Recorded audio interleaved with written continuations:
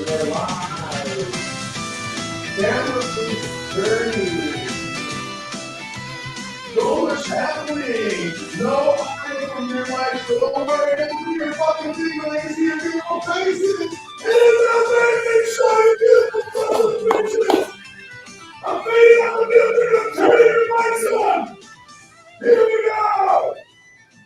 Let's go, baby. It's L Big League Show. It is draft day. It's Sunday, man. We're waiting for this day. Fired up. All the college baseball, all the grainy Baseball America YouTubes. We are ready to rock and roll. Appreciate you joining us in the chat. Got Brandon in the house. I got Kane's Cat Heat 305. I got the whole crew. Gian, Cribby, my God. What's up, Cribby? Go Sox. We are ready to rock and roll here for draft day. And you didn't come here for me. You came here for the man. Two-time World Series champ. I know he's an intern on one. It counts. Former MLB executive, head of international for the Marlins. You see Sedan Rafaela? That's the guy that found him. You see Yuri Perez throwing a gem today. This man's going to be in the background of those pictures with a big smile all the way back to his teenage years. The one and only Adrian Lorenzo. Adrian, how are you feeling? Oh, what's up, man? Thank you for that intro, that very kind intro. I can't take credit for all those players, but being a part of the group that identified them, that does feel really good. But really excited to be doing this, man. Have wanted to do this draft episode for quite a while now because I think the larger baseball public doesn't engage very much with the draft for the Major League Baseball the same way they do, I think, with the NFL draft definitely or the NBA draft, which we just did. Shout out Courtside Creatives. But I think the MLB draft is just another it's its own animal, it's its own beast, and it's one of the three ways of acquiring a professional baseball player, being via the amateur draft, international signee, or as a free agent, major league or minor league free agent. And so wanted to shed some light on this process that kind of usually flies under the radar here.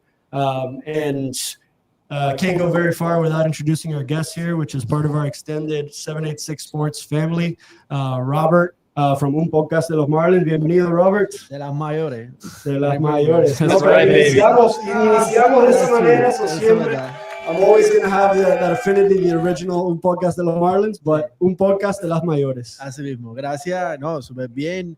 Estoy muy contento de estar aquí porque voy a aprender mucho. En los países en Latinoamérica, y los que están escuchándome en español lo saben, no se vive esto del draft como acá, y realmente me falta mucha cultura. Nosotros nos fijamos más quizás en las firmas internacionales, no tanto el draft, y nada, esto es un poco desconocido para mí. Estoy aquí como un aprendiz hoy, así que gracias. Well, welcome. I've always said that El Big League Show es un show bilingüe. You guys un show bilingüe. So this is us, proving it, making sure that we want to welcome the Spanish-speaking audience here as well to this draft show.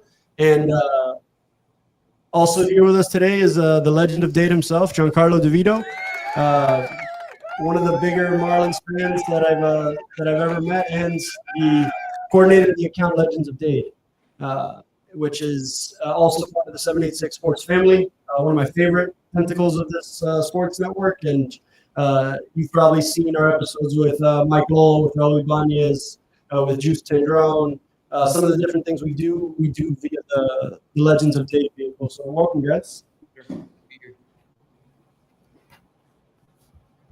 Yeah, man. So we're figuring out these mics. I know some folks in there saying there's an echo. I think we figured it out. Put yourself on mute there, maybe, because they got two mics. We'll figure this up on the spot here.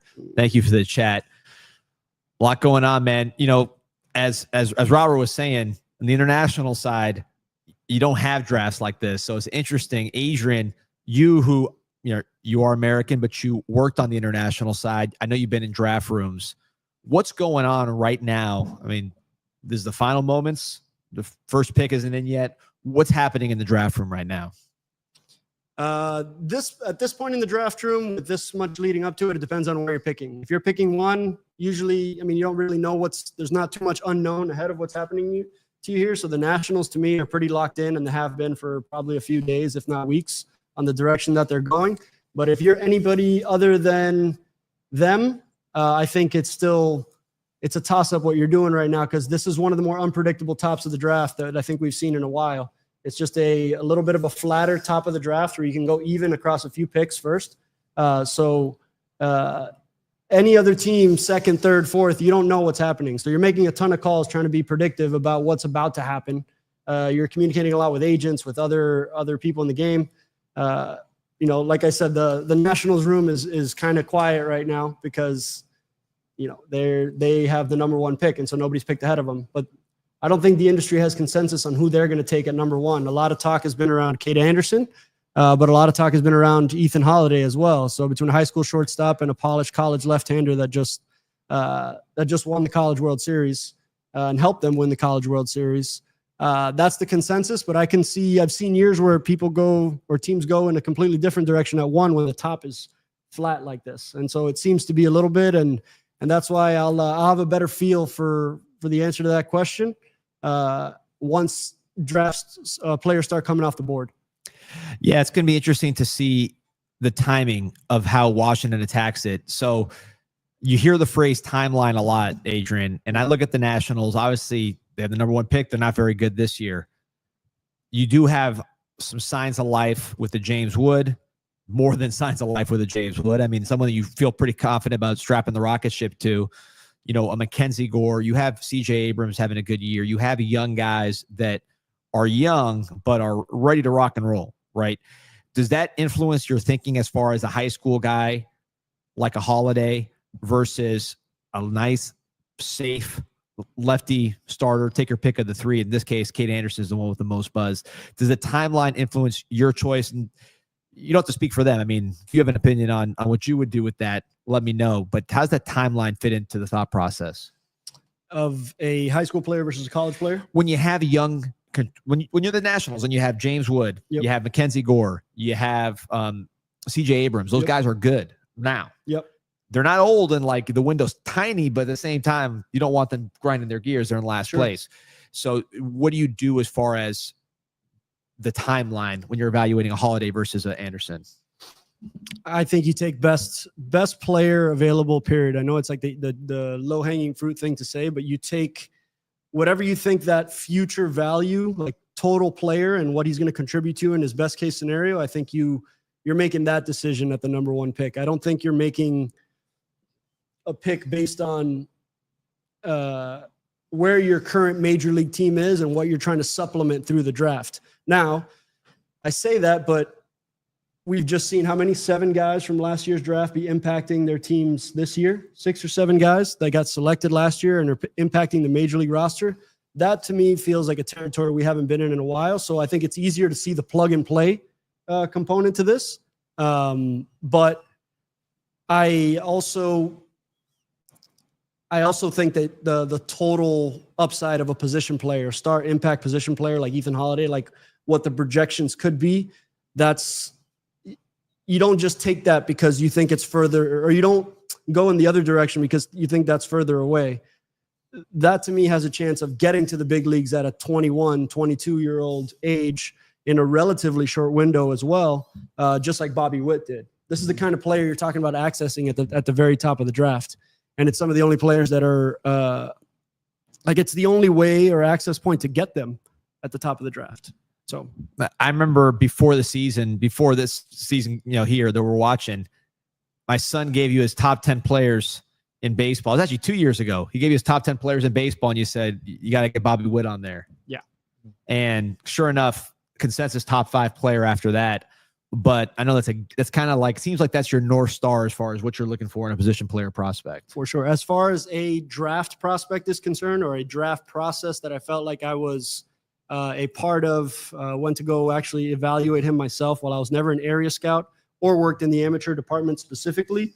At draft times, the organizations would go into, at least smaller organizations will go into all hands on deck mode. So anybody who's an evaluator and watching a lot of, especially at that moment, I was evaluating systems. So I was looking for minor league talent, major league talent as well. So I was calibrated to also have some general input on the draft. And one of the players I did go to see was Bobby Witt in his draft year. And it was still to this day the most complete scouting report, the heaviest scouting report I've ever filled in. He just had no holes as a player, but you were projecting him in a high school field in the middle of Austin, Texas. So you were trying to really calibrate as to whether what you're seeing is what you're seeing versus a college player doing it at LSU. You don't have to make that projection. We'll see how it goes here. Yeah. Got the pick coming up. Oh, there it is, baby. Eli Willits, the shocker, taking presumably an underslot deal for the #1 overall pick on, wow. After all that GM shuffling, the name that no one expects going off the board. As I know you're watching that swing, watching that gate. I'll let you take a look at some of these highlights, but man, not what people expected with Eli Willits going #1. There was some talk that he missed like a medical at the combine that I guess precludes the limits on how much under slot you can go.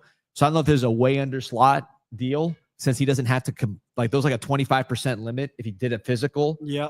But he did not take that physical. So basically you can underslot him as much as you want. You think that might be playing a role here? I think it's definitely an underslot pick. Anytime somebody is getting selected significantly earlier than you expect, I think you're right to have the suspicion of a underslot deal, or at least shaving some off the top. But that's still a significant. Doing that from the #1 pick, which I think was at almost $12 million this year. Let's get some like exact figures on that. But it'll be a little bit of a shave, but not much. So this is a surprise at the top, though. I think every mock draft we looked at, none of them had Eli Willits going first. But the more you watch it, a lot of this makes sense, man. Yeah, so it's smooth, like it's a quick move to the baseball. Oof. It's a true switch hit tool.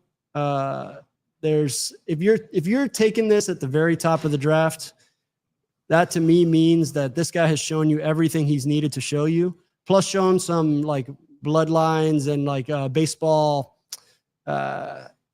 pedigree, acumen, feel for the game, for you to reach and take this pick or stretch and take this pick when the consensus is, to go Cade Anderson or Ethan Holiday. So this to me tells me that they saw some really, really good stuff from this kid in this, especially in this last season, his high school season, senior year. You got the bloodlines. His father, Reggie Willits, playing in the MLB. Everybody talks about obviously, Ethan Holiday and his bloodlines, but some MLB bloodlines there. Also, coach of Oklahoma, so just the son of a coach and all that kind of stuff. You use the term baseball rat a lot. But here's where, as we stream some of these highlights, man, and Reggie Willits gets a lot of deserved love as a player and recognition as a player. But I don't think what most people know is that he was like a major league staff member, like longtime Yankees minor league coordinator, base running coordinator, first base coach for the New York Yankees major league team for a while, and obsessive about like base running and outfield defense and things like that. So it's not surprising that we would see this a baseball pedigree like this. And I think he has another son as well that's also going to be good. So interesting comp to the Holiday family. But this guy has been growing up in a professionalized baseball system at the very highest level between the Yankees and now Oklahoma State. It's to me, it's saying something in addition with the Holidays about, growing up around the game at the very highest of levels as a kid and as a teenager. That can lead to like direct benefits, especially early on in drafts. Jackson Holiday went at the top of the draft as well. Now Ethan will as well. Like, even though if he didn't go 1, he's going to go here in the next couple picks. So Blue's pointing out, which is true, that Eli's an underage player. I know some teams are heavy with their models as far as age and things like that. How much you've dealt with kids here in the internationals? You don't even know how old some kids are until you do some homework. What's your whole approach to age? It's a great question. And I think teams do this all sorts of different ways. I think teams can overcorrect on trying to get the youngest player possible, but there are some just realities of the game in terms of where value is stocked. If you're a younger player age-wise with huge upside, then you just carry more value. You want to call it surplus value. You want to call it Some teams turn that value into dollars, like literal dollar figures of value. But being younger is better. Now, I don't think that feels like it used to be true in a earlier era of baseball, not an old era of baseball, but more like I don't know, 10 years ago, this age thing to me felt truer. But now with what's happening in college baseball, which I'm sure we'll get to, it feels like that, like you can skip levels of the minor leagues that didn't feel skippable in the past. So when you get drafted as a college player, you could jump right into AA, high A, whereas a high school player isn't gonna necessarily do that. So el jugador joven, más joven seleccionado a la historia, estoy leyendo. So, right now, the youngest player ever Wow. selected. Yeah. Okay, interesting. Oh, here we go.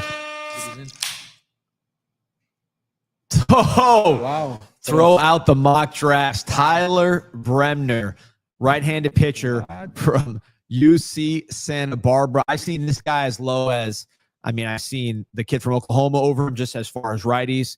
Seen the 3 lefties over him.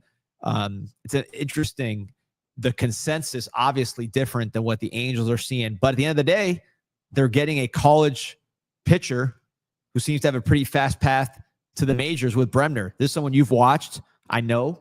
What's your take on Bremner? Wow. That is that's pretty cool. And watching the reaction of the families is always my favorite. Look at his dad. Can't believe it. You don't believe that it's going to get selected this high, but he was projected. Like Tyler Bremner is a scouts player as well as a data darling, is what I can say. He looks right. It's a big physical frame on a really clean, quick arm with plus fastball characteristics. You watch it for a little while as any sort of evaluator, and it's not that hard to see why you would like it. I think it's less clear to see that you would select it at the very top of a draft that includes some of the other guys that we've seen, Liam Doyle and Cade Anderson.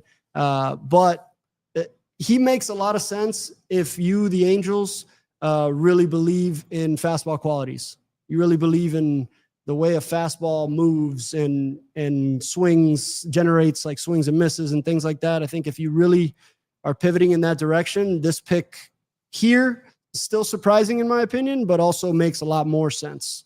I think he'd be a more favorable model pick than a traditional scouts pick, but also a really clean traditional scouts pick. I thought the surprise of this would be Liam Doyle going 1-1 or early. So it's interesting that it's pivoted in this direction, but I really like Tyler Bremner as well. So this feels like a smart pick and also probably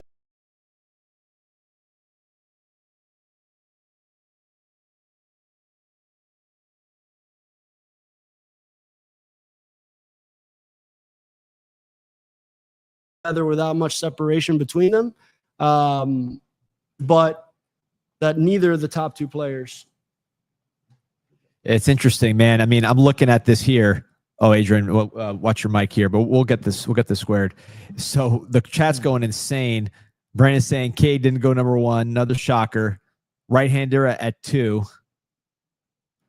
Cane's got all the answers. The Angels been on him. He was their guy all along. Hey, Cane's you got all the answers, man. You got to tell us ahead of time. Let's go. I'll pull up here just basically, Adrian, while you're watching the screen, a full outing of Bremner. So this is not a highlight package. This is how it's looking from Perfect Game. It's interesting because, like you said, on one hand, this is a shocker. No one expected him to go this high, and it seems like almost a risk in a way. But then you see it, you're like, all right, we throw strikes, everything's nice and clean. He's got a changeup that can cause damage. He throws strikes. It's just, I don't know. It's like he seems cleaner than a lot of kids in the draft. I know it's baseball, who knows, but I don't know. It just seems like a safe pick, even though it's being treated as kind of that shocker going out on a limb. Yeah, I think at 2 though, I think I got to properly contextualize the number 2 pick though. So like, let's go to the slots for 2025. Yeah, big time leg kick. After the leg kick, it looks smooth, like effortless. Yeah, G, what are you seeing when you watch this guy throw? I think like Roy Oswalt type of dude.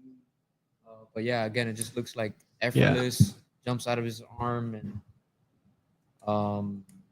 he looks polished, man. UC Santa Barbara, man, beautiful part of the country. That's pretty nice life. You're out there pitching, dominating these mid-major hitters. Places to pitch, yeah. So it's a $10.252 million slot at the second pick.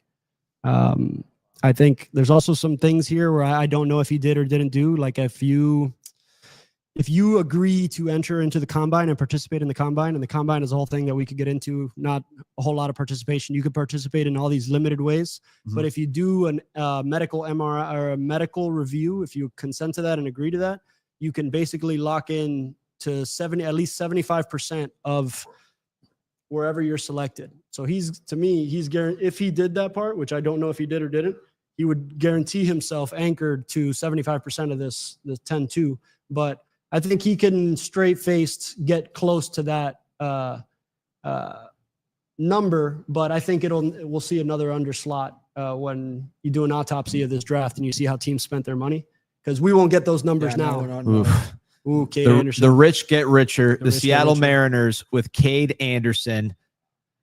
Man, that's they've gotten performance out of guys that didn't perform in college, and now they're getting an elite performer joining the fray. There it is, baby. There it is. JR flashing the Mariners hat. Adrian, this one feels like a nice fit here if you're the Mariners. You gotta feel good about getting this one. Guys, hemos visto en los últimos años que varios lanzadores han sido grabados y rápidamente han llegado a Grandes Ligas. Lo vimos este mismo año con Chase Burns, por ejemplo. ¿Cuán lejos está este muchacho de Grandes Ligas? Cade Anderson feels like he's I think the reason he was thought of at the very top of the draft is because he would probably be one of the closer your projection on where he is and where he's going to be impacting the big leagues feels like it should be right now. This guy was pitching in at a dominant level, throwing strikes, getting swings and misses in the championship of the final for the best team in college. So there's no higher level as a college player or that a 21-year-old kid could be playing at than this level. So to me, doing this SEC baseball, ACC baseball, the comparison has always been high A. Yeah. So like the best SEC baseball he's ready. Get you as much as high A. So he can probably, I would imagine he goes right into either high A, or maybe if you're aggressive with it and he throws enough strikes, you can be aggressive as double A. But that's really the fastest that it goes, even for a guy like, forget what Paul Skeens' journey was, but I think that there was a little more of a progression in terms of where you establish first. But yeah, you got to be feeling like you're going to get this soon. LSU, man.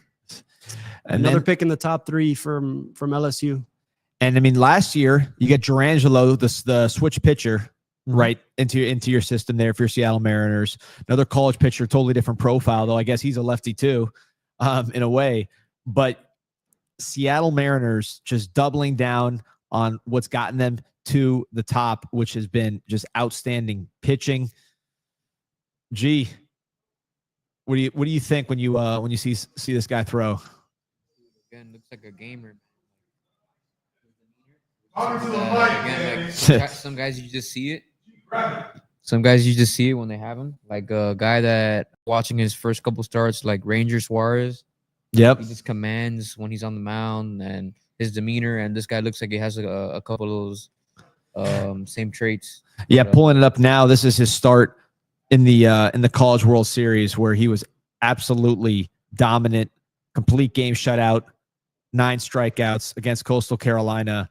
And I mean, I think this really cemented him there.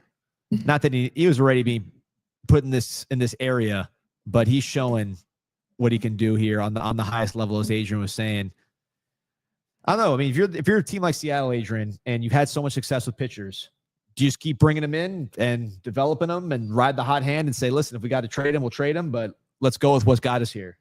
100%. I think if you feel a lack of conviction in in a bat, for example, because I think you're always looking to add an impactful position player that you can have on a controllable basis for a long time. That to me is, there's very few ways to get that. And so the draft is one of them. So if you don't feel that level of conviction that player at the top is that position player wise, and you're the Seattle Mariners, to me, it makes all the sense in the world to lean into your strength here and just stack another arm into a ridiculous rotation of young arms, and even emerging ones like Brian Wu this year. It's not one that I'm not saying they weren't counting on him, but I don't know that that's the one you would have said this is a breakout. And here he is. He's the representative in the All-Star game. And so it's, leaning into a strength feels like what's appropriate here. It's a good point from Canes Cat Heat 305. He's saying, I really thought Seth Hernandez would be the first right-hander selected. Again, all the projections really have not come to pass. The first high school player you would have thought, Holiday, it's Willits. First right-hander, or at least college pitcher you would have thought would be Cade. It's Bremner. He's also the first right-hander. So now this is a pick here with Cade where it's getting back to, I don't say normal because that's just what we're seeing on the outside, but certainly what was projected heading into the draft. So very interesting. Got almost 300 on live, man. Like and subscribe to our Big League Show. Appreciate everybody joining us. We got the place is getting a little more crowded here. We got some more voices ready to join, so I'm fired up. I'll let Adrian do introductions when he's got all set up. I want to make sure we can get him on camera. Yeah. So we'll set it up. We got it. So I'll introduce some very special guests here very soon. But also, I want to make sure we get Robert and this got to be Holiday, right? This got to be Ethan Holiday. Yeah, right. Yeah, there it is, baby. There it is. Full circle, huh? Wow. No surprise here. Worked the first time. Do it again. That's pretty cool. That is very cool. So we've seen this guy a lot. What do you see specifically with him as you break him down? A lot to like here, especially offensively. To me, this is the question marks. The first question marks come defensively, but if you really break it down to what's important right now and what carries major league value, to me is bats that look a lot like what Ethan Holiday looks like right now. And it's things to bet on, right? Like there's your sibling to bet on, your dad to bet on. And I go back to this guy is coming up and cutting his teeth in an elite baseball system. Like you can't get more iron to iron sharpening than the level of development this kid's gotten since he was, I don't know, born, really.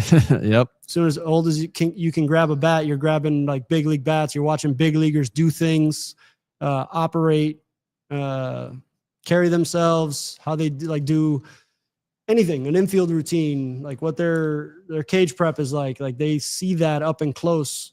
And then, combine that with the physicality that you'd need and the tools that you'd need to actually be athletically eligible at this point. So it's like combining elite athleticism and arguably genetics with elite level process. And for this kid in particular to have had his brother, who's also very young, also selected at the top of the draft, also impacting the big leagues right away as a young player. That's just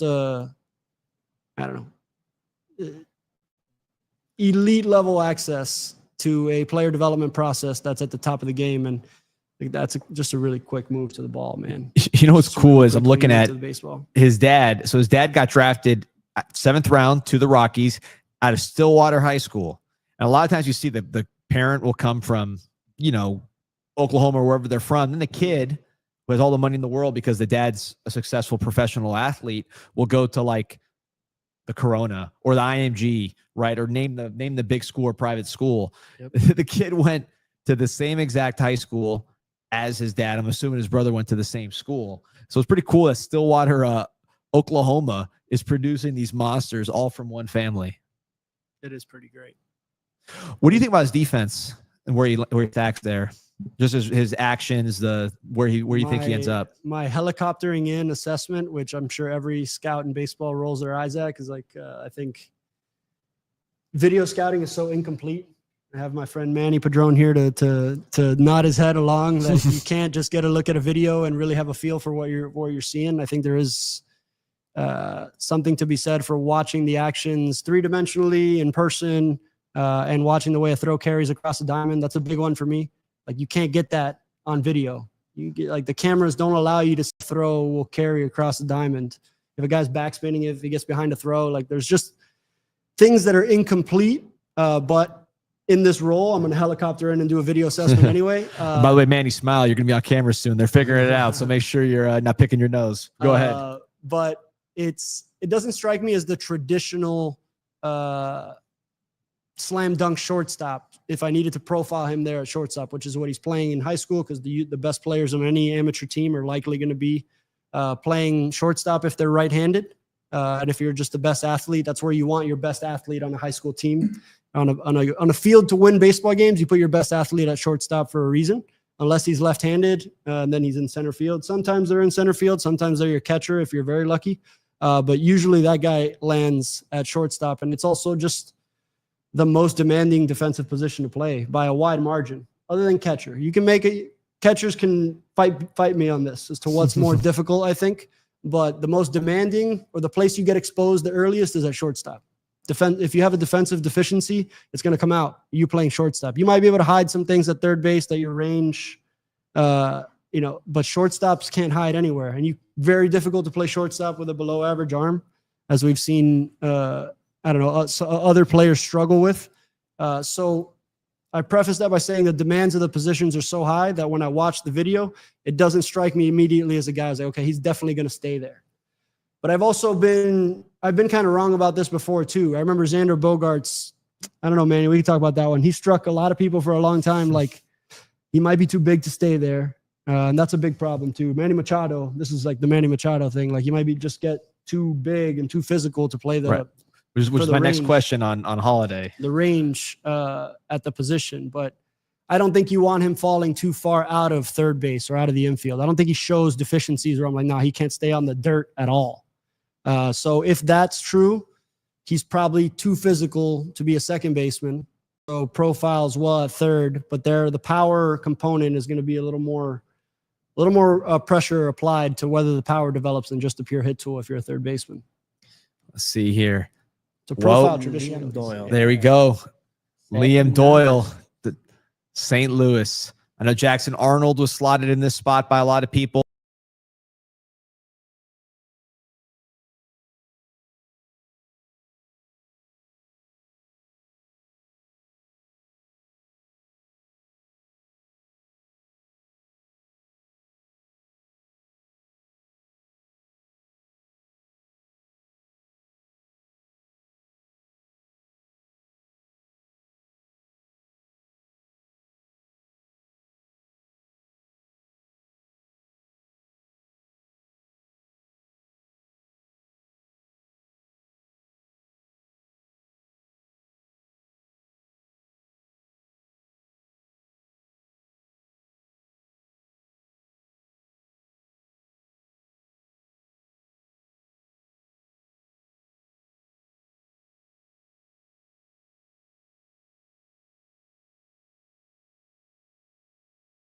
I think we're having some mic muting issues. So, Junior, make sure we get the mics squared.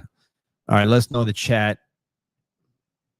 Let me just ask who can't. We'll just keep talking and see when they tell us who can't you hear. We'll just keep it rolling as we watch these fastballs here. I love this dude. We're back. We're back. All right. I like this. I like the stream because we can kind of mess up and get back, and we're right back in business, man. Over 300 on live, over 320 on live. Robert, man, this guy celebrates like a Latin player, man. I've never seen just a guy named Liam Doyle dance that much on the mound. A mí me encanta esa energía, man.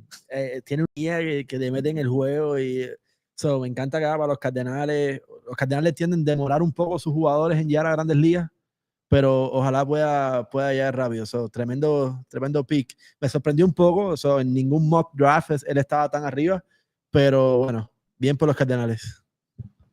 Yeah, man. So Blue was asking the thoughts on Doyle now that we got the mics working again. But basically, I know that fast.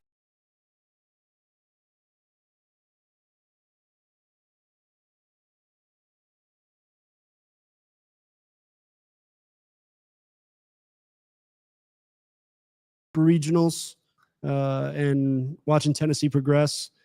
He had that one game where he was just, how many strikeouts was it? It was like, I don't know. He had one ridiculous game. Oh, it's muted again. You guys can hear? All right.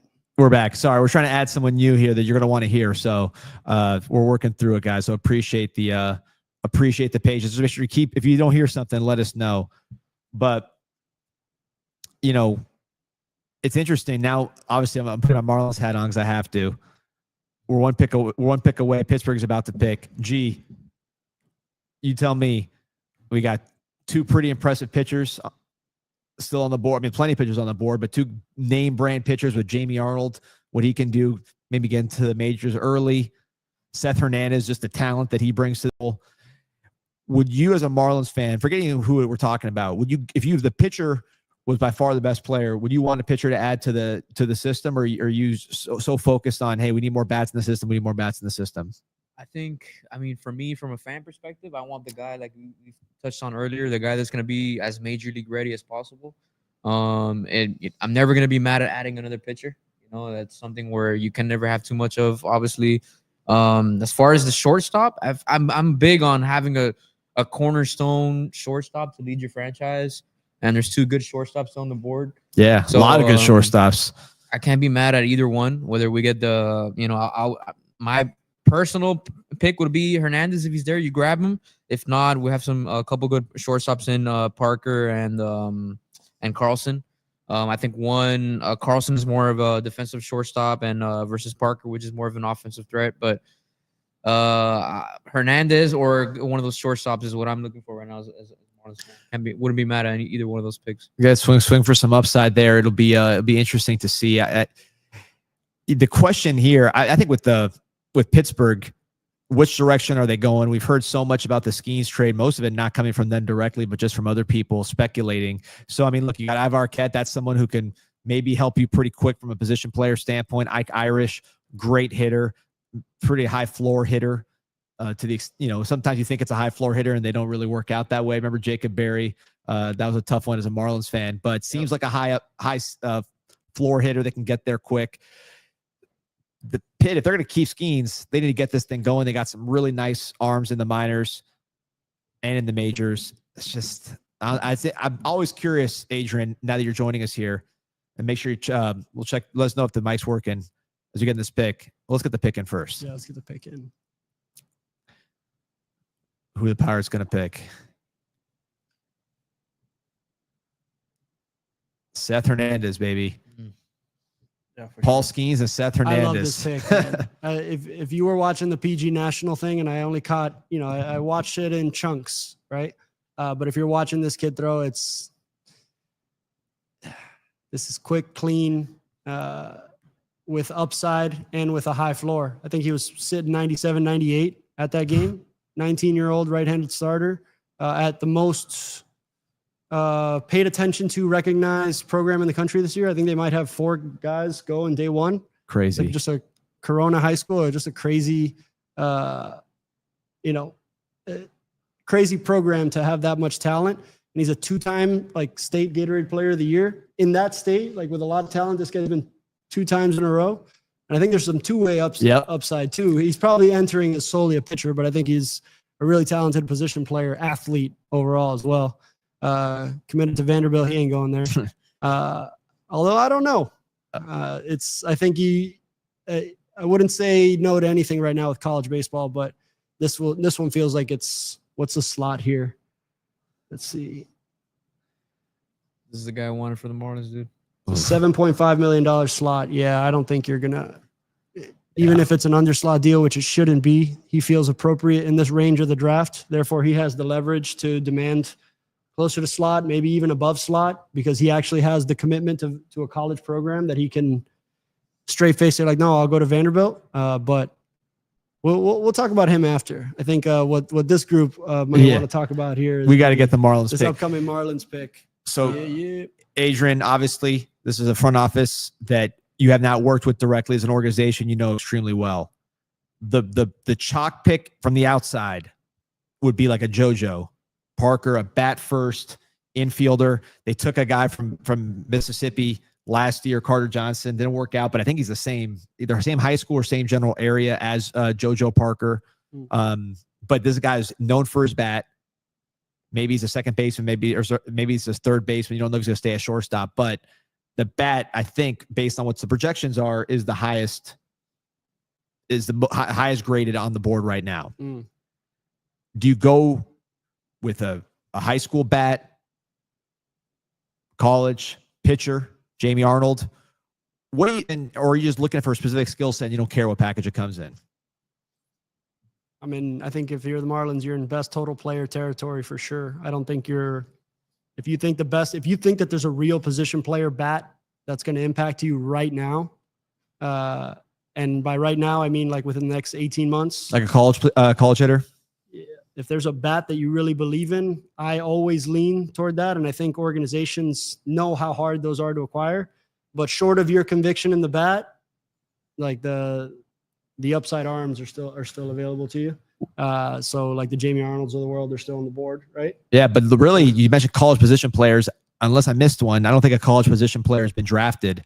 So you have basically everybody in college available to you. Arquette from Oregon State, who oversized shortstop. We need a third baseman badly. I say we, like I'm going to suit up, but the Marlins need a third baseman badly, and they need offense always. You need a position player core for sure. I think that seems like the most stable way to go to build an organization is through a position player core. If you feel you're already starting to do so on the pitching side, right? Like with that young core of arms that you have with Thomas White coming up behind it.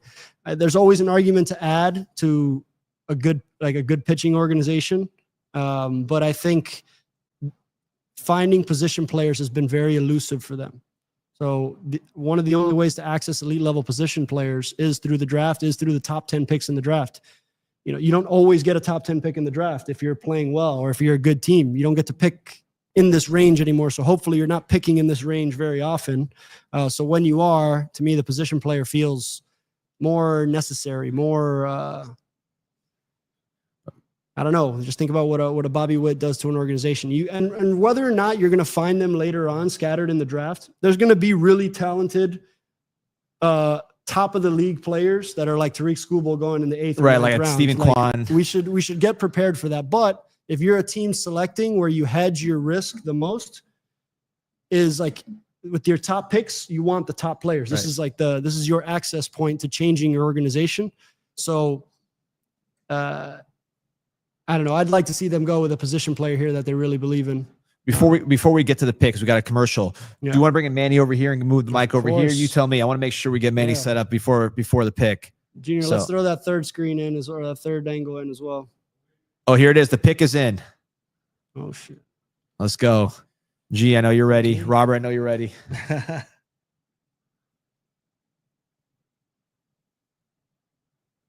So the lip read. Marlins. I've Arquette, baby. Let's go. This is who I was hoping they would select. Dude, I think this is a good pick. So neither one of the shortstops. I'm a huge fan of this guy. There is nobody in our system right now that looks like this. I don't know if they're as good. How good he is, I don't know. But is there anybody in the Marlins system right now that has this profile? For sure. Gotcha.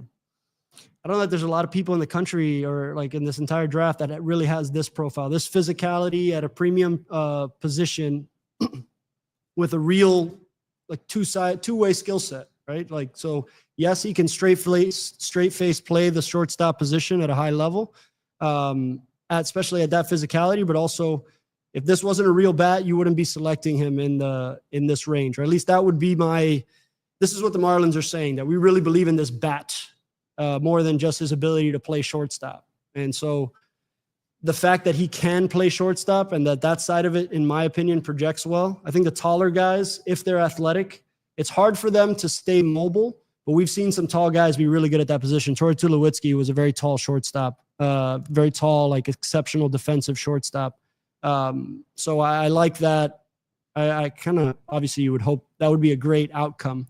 But I think this guy can straight face play the position defensively as well as perform offensively at the top of the country and anchor a team that, made a run and a push into Omaha. So fired up. This is the pick I was hoping the Marlins would make, and I think fans should have been hoping for a high upside, high floor combination, which is really tough. It's usually trading off one or the other. And I think here you have a good high upside player and a transfer portal player as well from the University of Washington. So like an example of the transfer portal. And I don't know, I haven't cross-referenced. I think, Liam Doyle would have been a Liam Doyle player as well. Double portal. Yep. So the transfer portal showing up like big as well. Tyler Bremner would have been a rich man if he jumped in the portal, but he's a rich man anyway, so it worked out. Tonight he became a very rich man anyway. Blue saying on this, Blue knows my heart. He's saying about Arquette. He was Hawaiian basketball player of the year in high school too. Wow. So the athleticism there, the size. I'm going to get Manny set up here on this side. Now we got the wide shot, but Robert, I know you follow the minors. You know the Marlins system in and out. A guy like this was a name brand player. This guy's been playing on TV. Mm-hmm. He's one of the best players, if not the best player in the country last year. A guy we haven't really had. What do you, from a Marlins fan perspective, what are you thinking? Primero, hace sentido el hecho de seleccionar a alguien de high school, ¿verdad? Si se fijan las selecciones del año pasado, fueron de high school también. Eso me hace mucho sentido. Y segundo, el atleticismo. Ustedes lo están hablando, un muchacho de 6'5", creo que puede desarrollar bastante su poder. Y podemos tener un jugador diferente. Yo creo a lo que tenemos en el sistema ahora mismo. Pienso eso. Completamente de acuerdo. I think that there's nobody that looks like him in the entire system right now. Porque si te fijas, los shortstop que tenemos, por ejemplo, Carter Johnson o el mismo Salas, son shortstop, pero físicamente no lucen como este muchacho. Este muchacho está bien grande, bien desarrollado, todo el mundo habla de su mentalidad, está bien adelante para hacer un draft de high school. Yo creo que puede desarrollar su poder y ser un jugador importante. Me gusta. Todos los mock drafts lo dan a él arriba. Yo más o menos estaba viendo con las dos selecciones primeras que fueron una sorpresa. Por ahí estaba la cosa. Entre él, Jojo Parker, por ahí venía, pero estoy contento. Creo que ese atleticismo 6'5", ese tipo de corpulencia no lo hemos visto y es ágil, se ve bien ágil. Yo creo que en el tiempo va a convertirse quizás más en un tercera base, pero buena selección de los Marlins. Estoy contento con eso.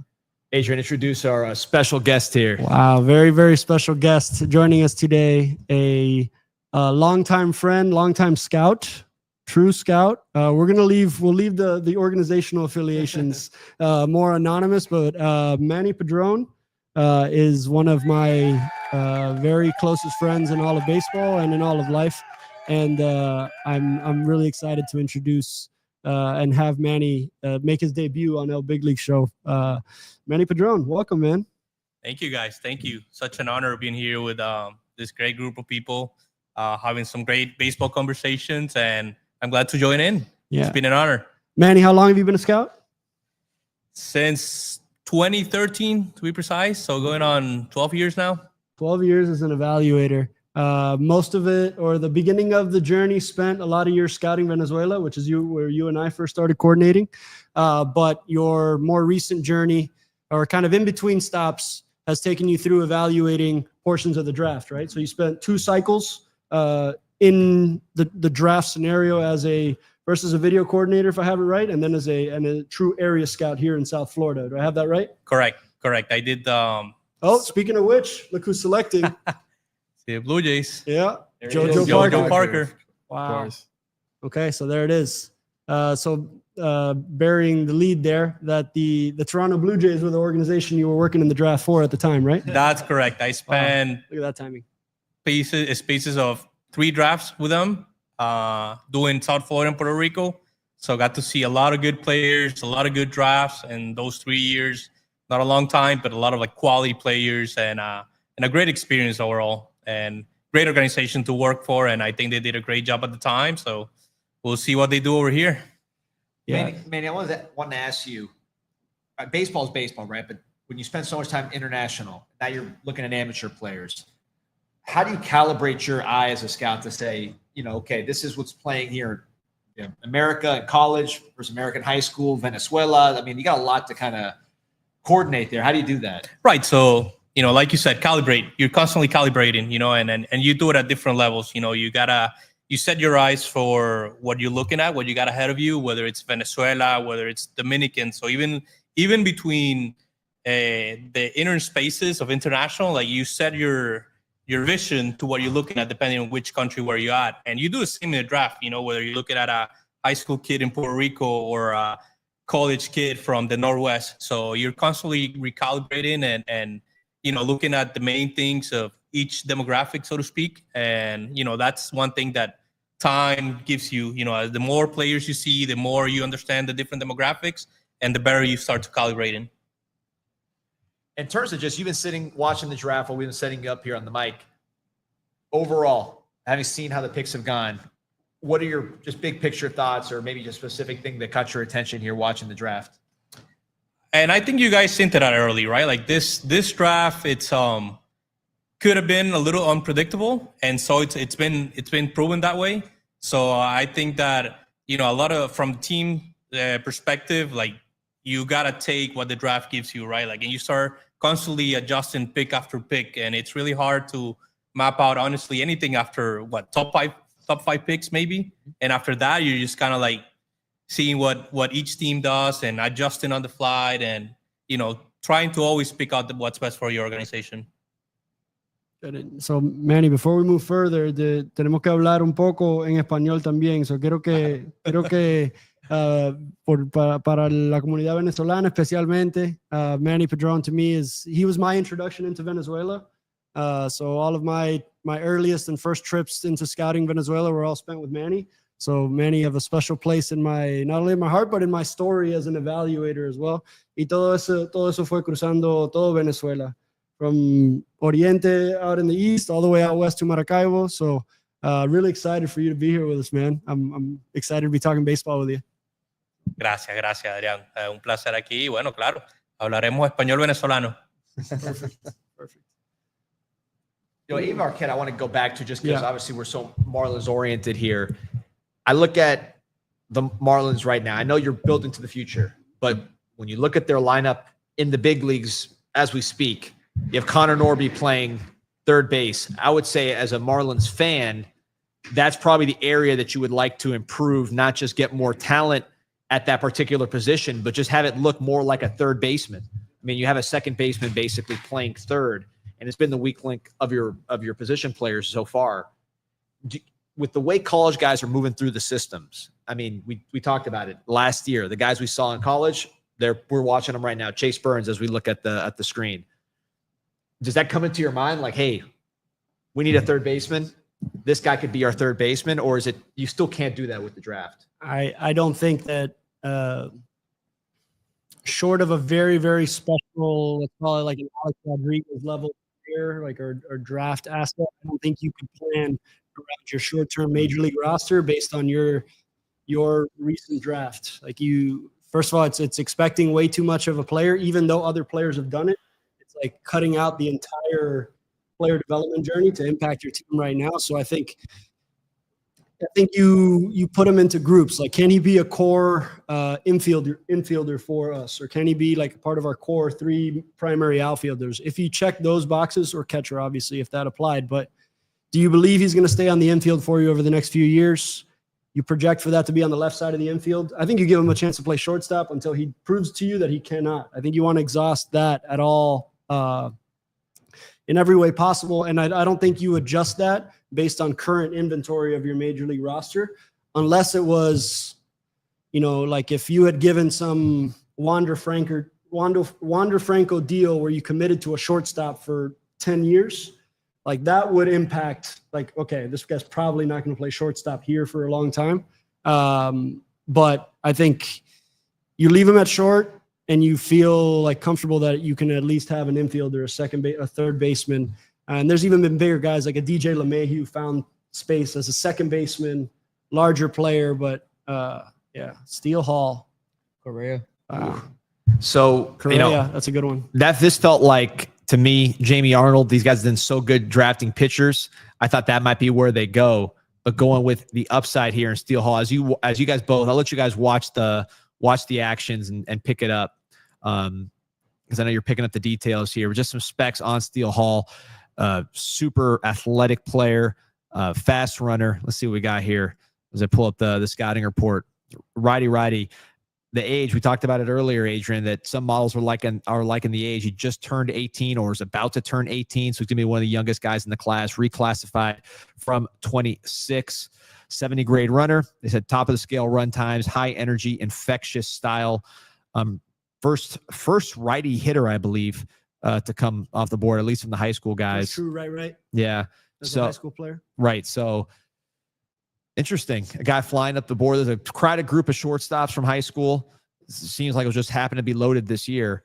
But Red's going with an athlete here. How much do you, and let me ask you, Manny, just in terms of like athleticism at shortstop, I'm talking about, not even just the action, just the running and the explosiveness and the twitch. How do you look at that when you're evaluating a middle infielder?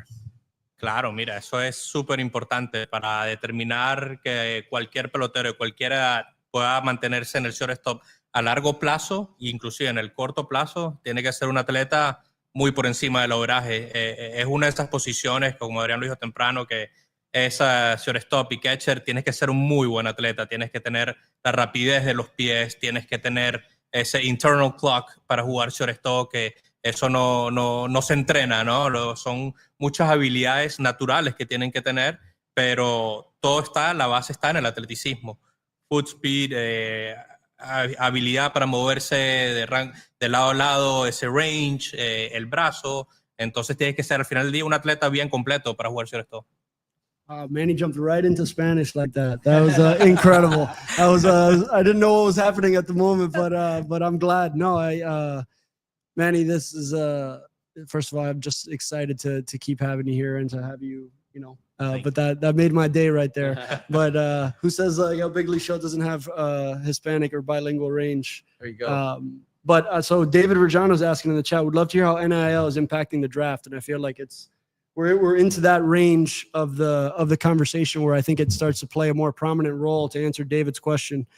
So declaring versus staying in school. And so the high school side of this is impacted as well by the NIL component, because you're weighing an NIL component, which a college offer didn't used to come with a financial, attachment to it. And now we're in the day and age where it can and often does. So to answer that question, I think we're at the top of the draft still, within the first 10 picks of the draft. So I think the bonus amounts are so high. So just to give an example, the slot, even the number 10 pick is at a $6.2 million bonus. And I don't think NIL on the baseball side of things has progressed. Maybe on the football side, it's a little richer, but NIL on the baseball side doesn't seem to me to have progressed to where you're really competing against NIL at this portion of the draft.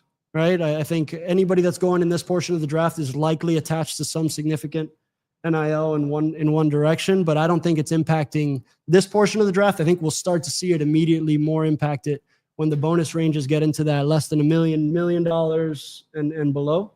I think you start to play up against the NIL stuff, pretty directly there. So I think to answer that question, it hasn't reared its head in this draft yet, but it's impacting high school players' decisions to go into school, to go into colleges, as well as portal players and retention players they never enter the portal, but they stay within your system and stay within your program. Those players also get, compensated in this day and age as well. Adrian, I know you pay so much attention to physical characteristics. A kid like this, as we're watching Steele Hall run around the bases, I saw him do just like a backflip in the middle of a conversation. Like, you see that in football all the time, right? These guys that are just tightly wound, twitchy, and they're doing things like that. They're doing they're just those athletic feats. Does that catch your attention, that kind of thing, as a baseball scout, that twitchy athleticism? Or is it because it's such a skill-oriented game, you have to put it in context and not get too carried away with it? I think quick twitch is always welcome. I don't know, Manny, we've been in a lot of rooms where twitch dominates the conversation. So twitch overall is what you're hoping to see. It's what to me, if you're not leaning on a whole lot of physicality, and in this case, 5'11", 175 is a pretty average, like kind of what we call medium frame, maybe not small, but more like a medium frame. And so a hard and fast rule of baseball, in my opinion, is that you need to be strong, or you need to generate force if you're going to be a position player, right? And in order to generate force, like, players do it two ways, I think, or three ways. One is like brute strength and twitch. So like guys that are more like, kind of muscle to the baseball. guys that are quick twitch explosion, which is what I think you're betting on here, and other guys that get there from a little more of an elasticity. I think Mookie Betts, who's also twitchy, but Mookie Betts has very elastic movements. Japanese players, Asian players have more elastic power generation movements as Billy Carlson goes off the board. Another 2 players in the top 10 picks from the same high school. Yeah. Pretty ridiculous program. And Manny, I want you to make sure you get a look at this guy, because what I've heard just from, reading reports on the outside is that this guy is not just a plus defender, that he could be, one of the better defenders that we've seen in a while at the shortstop position in terms of just the arm, the range, everything clean. The bat's where they have some question marks, but you've seen some pretty good shortstops, I'm sure, in your life. So I know this is not a full scouting report. A lot of this is just kind of reacting to stuff you're seeing. But when they're talking about, I think of Cava that's in the Marlins traded Luzardo for, that next level of shortstop defense. How valuable is that to have someone that not just can play the position well, but that can be the absolute best defender at shortstop potentially in the league? Absolutely, that plays in big time. Defensive value. It's talked about nowadays. Consistently in front offices, in draft rooms. So, and that's one thing that when you read about Billy Carlson, like one of the first things that jump out is his defense. So that automatically creates a high floor for him, and that's one of the things that you're really looking for when you're picking up so high in the first round. So, yeah, definitely very exciting, very natural type of actions at shortstop. Like you can see the game comes easy at him. He's got a good internal clock. Like he knows what he's doing. He looks athletic out there. So he checks a lot of those boxes that we look for. I know you said that twice, the internal clock. Just how important is that to just the pace of play? Because you said it twice. So that jumps out to me. That's something that you value very highly in these middle infielders. Yeah, for sure. I mean, some guys, like we talk about the game coming easy at you, right? And some of those guys can really slow down the game. And obviously, playing shortstop, premium position, like your internal clock, like your eyes got to be, 100% on the ball, and you got to be able to read different hops, play according to different occasions, different types of runners. So that's one thing that really, stands out in all shortstops that do it now in the big leagues and that have done it always for a long time.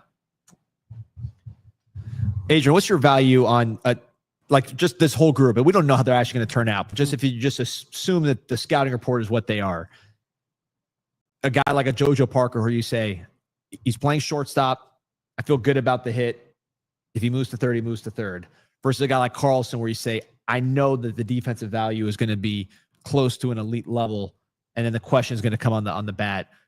I know there's a million variables here, and we're simplifying it, but just your general kind of A/B where you lean when there's questions on one side versus the other. It's kind of blending a couple conversations, right? Because if it was any other position, I would say like you take the bat no matter what. But because it's a real chance to play legitimate major league shortstop defensively, I think you at this range in the draft, I think it's not out of order. It feels reachy if you don't believe in the bat. I think it feels less reachy if you believe in the bat, because if you do, then the floor that you have is of a plus defending major league shortstop. And so that to me feels like I don't know who's in that. I remember Bryson Stott. It was a lot of that argument or that conversation where like can probably pick it at a very high level already with a developing bat, and so you feel like you can bet on it. Now he was a college player, proving it a little more. This is in that high school territory, but I think that if you're selecting him here, it's because you believe there's also a bat. I think it's too high to just bank on a glove, even at the shortstop position. Question here from the chat. You just saw those shortstops coming off the board, and there's still plenty of picks to go.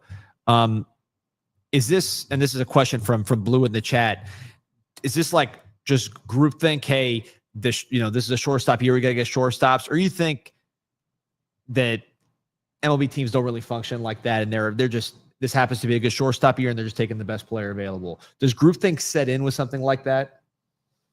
I think these individual entities are so like they can be so compartmentalized, and it's almost like 30 different bubbles. And so I don't think the groupthink can influence you in that way.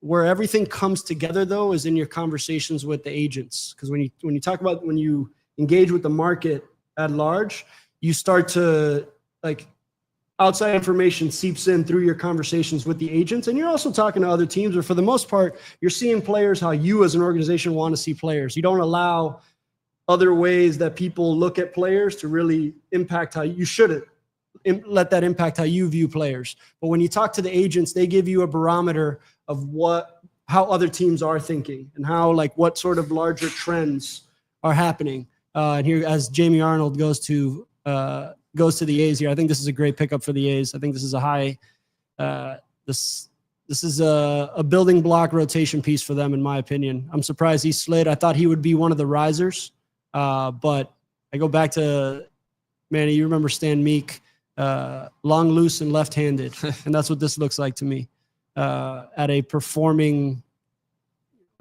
program.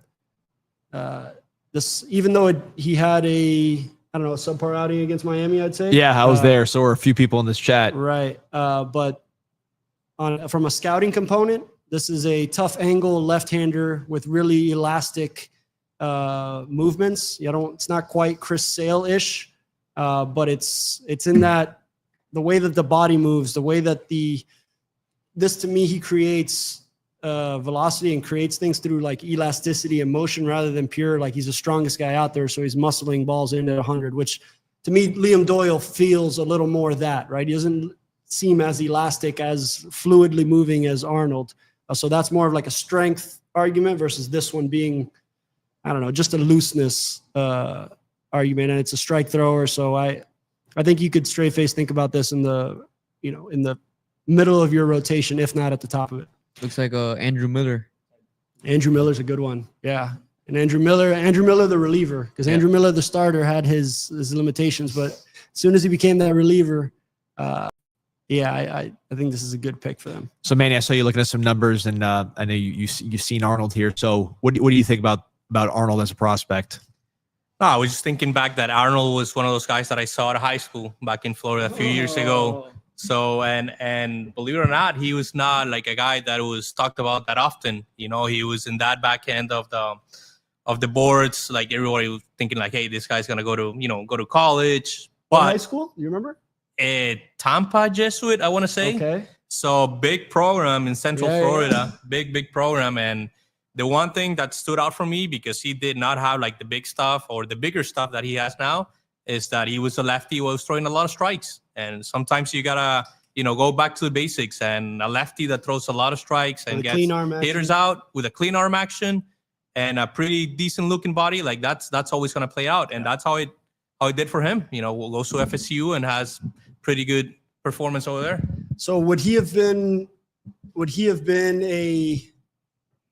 out of high school, like this guy's going to a good school because he was likely committed to Florida State at the time? I believe so. Okay, right. So he's going to a good program, and so he could get selected out of high school, but more likely he scares teams away with a high demand number, goes to school, gets better, and then gets picked in the top 15 picks. So really interesting in relation to something you and I talk about a lot, Danny, and players aren't always ready to be evaluated in high school or as Manny at 16 years old when they sign in Latin America.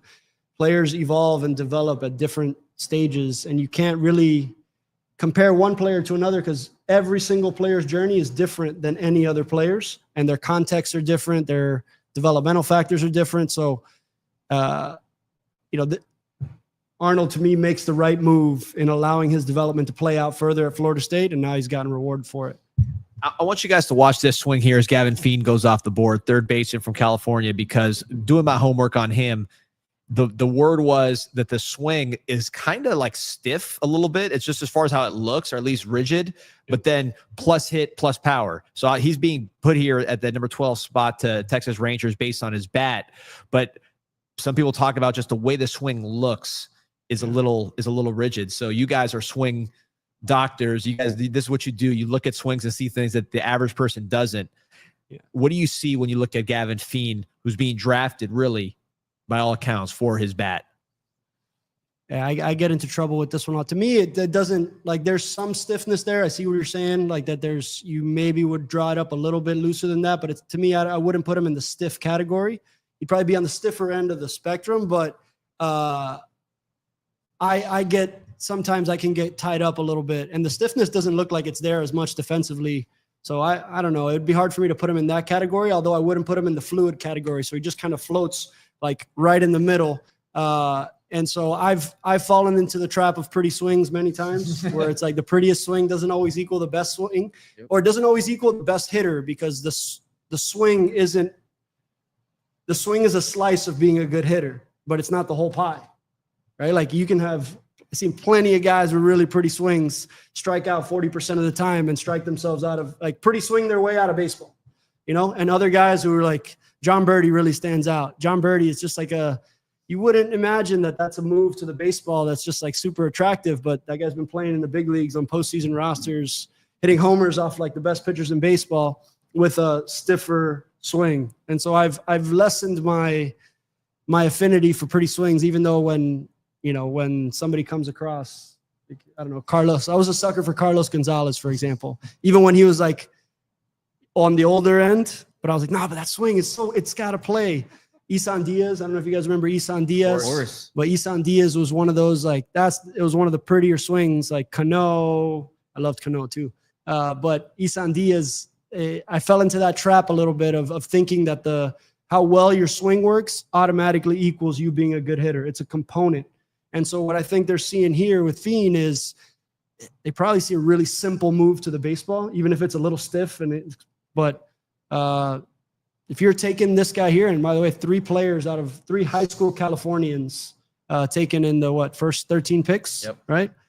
First 12 picks. So good shout out to California. But I think you are obviously betting on a bat here, because if you're already projecting him to be a third baseman, right? Like then you have to be betting on the bat, because once you get away from the middle and away from second base, so once you corner yourself into a third base profile, now power is real. Now power needs to be a factor. So I think that they're projecting hit and power here. Manny, I saw you watching some film. What did you see with the swing? Just instant reaction. No, the same. I think, like Adrian said, like, it's not the most fluid, but I think it's one that actually works. So that for me, yes, you gotta have a lot of feel and trust and believe in that pure hit tool. That's his physical, so it really looks like he's gonna have some power and profile well at third base if the bat works. But then you start looking at the next. When you look at guys like that might not be the most fluid or like the best looking swings, like you start evaluating performance, right? Like, can this guy make contact frequently? Can this guy, is the raw power, can he play in games? So and it sounds like it did. So on and on, I think it profiles well at third base, and we'll see how that pure hit tool comes. What's the best swing? We'll go around. I want to go around here with everybody. Just the prettiest swing that you've ever observed as a scout, as a fan, wherever. That's a good question. Wow, the prettiest swing. I think the prettiest swing in general that I've seen, it's Miguel Cabrera, one that was so easygoing, so in full control of all quadrants of the zone, and just so effortless and with so simple movements to be able to generate as much. I gotta throw my Venezuelan hat out there, Adrian. Yeah, I'll let you get away with it because it's Miggy, but I want to know about maybe less obvious ones, like really like closer ones, younger ones that you've seen that you remember, like really pretty swings off of a young player from recently.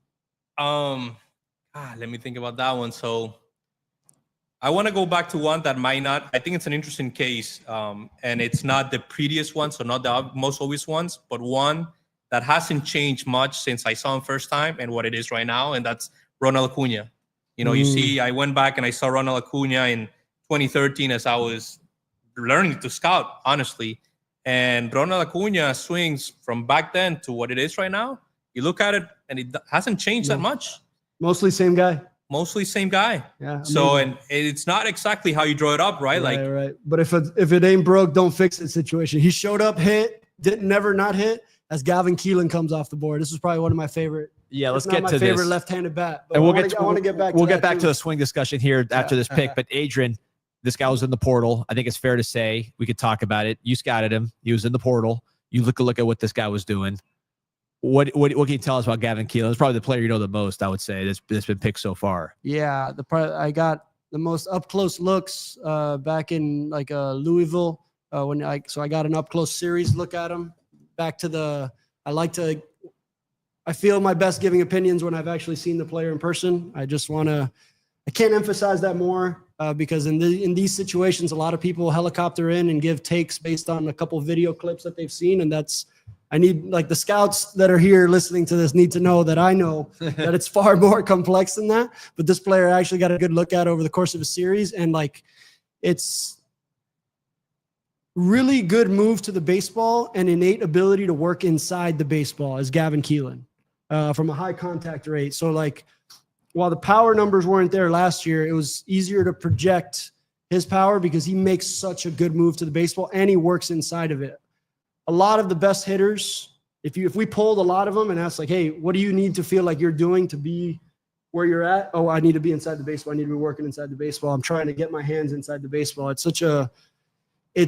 You need to do it, but it's one of the harder things to actually regularly do. And that's what I remember seeing from Gavin Keelan, just that innate move to the ball where you can work inside of it and backspin a ball to the opposite gap, which is ironically what unlocks your pull side power. Your ability to loft the ball correctly to the pull side is actually the barometer for that is whether you can hit a backspun line drive over the shortstop. It seems very counterintuitive, but we had Raul Ibanez in here talking about that, where I asked him, like, is it when you unlocked your pull side power that you became a player? He's like, yeah, but the irony is that you need to backspin a ball over the shortstop, and that needs to be your cue in order for you to pull the ball and find your power correctly to that side. And I think that because Gavin Keelan had that move where he can, as a left-handed hitter, backspin a ball truly, like, into that left center gap, has projected well for power now. And I think this to me is a really good value pick at 13.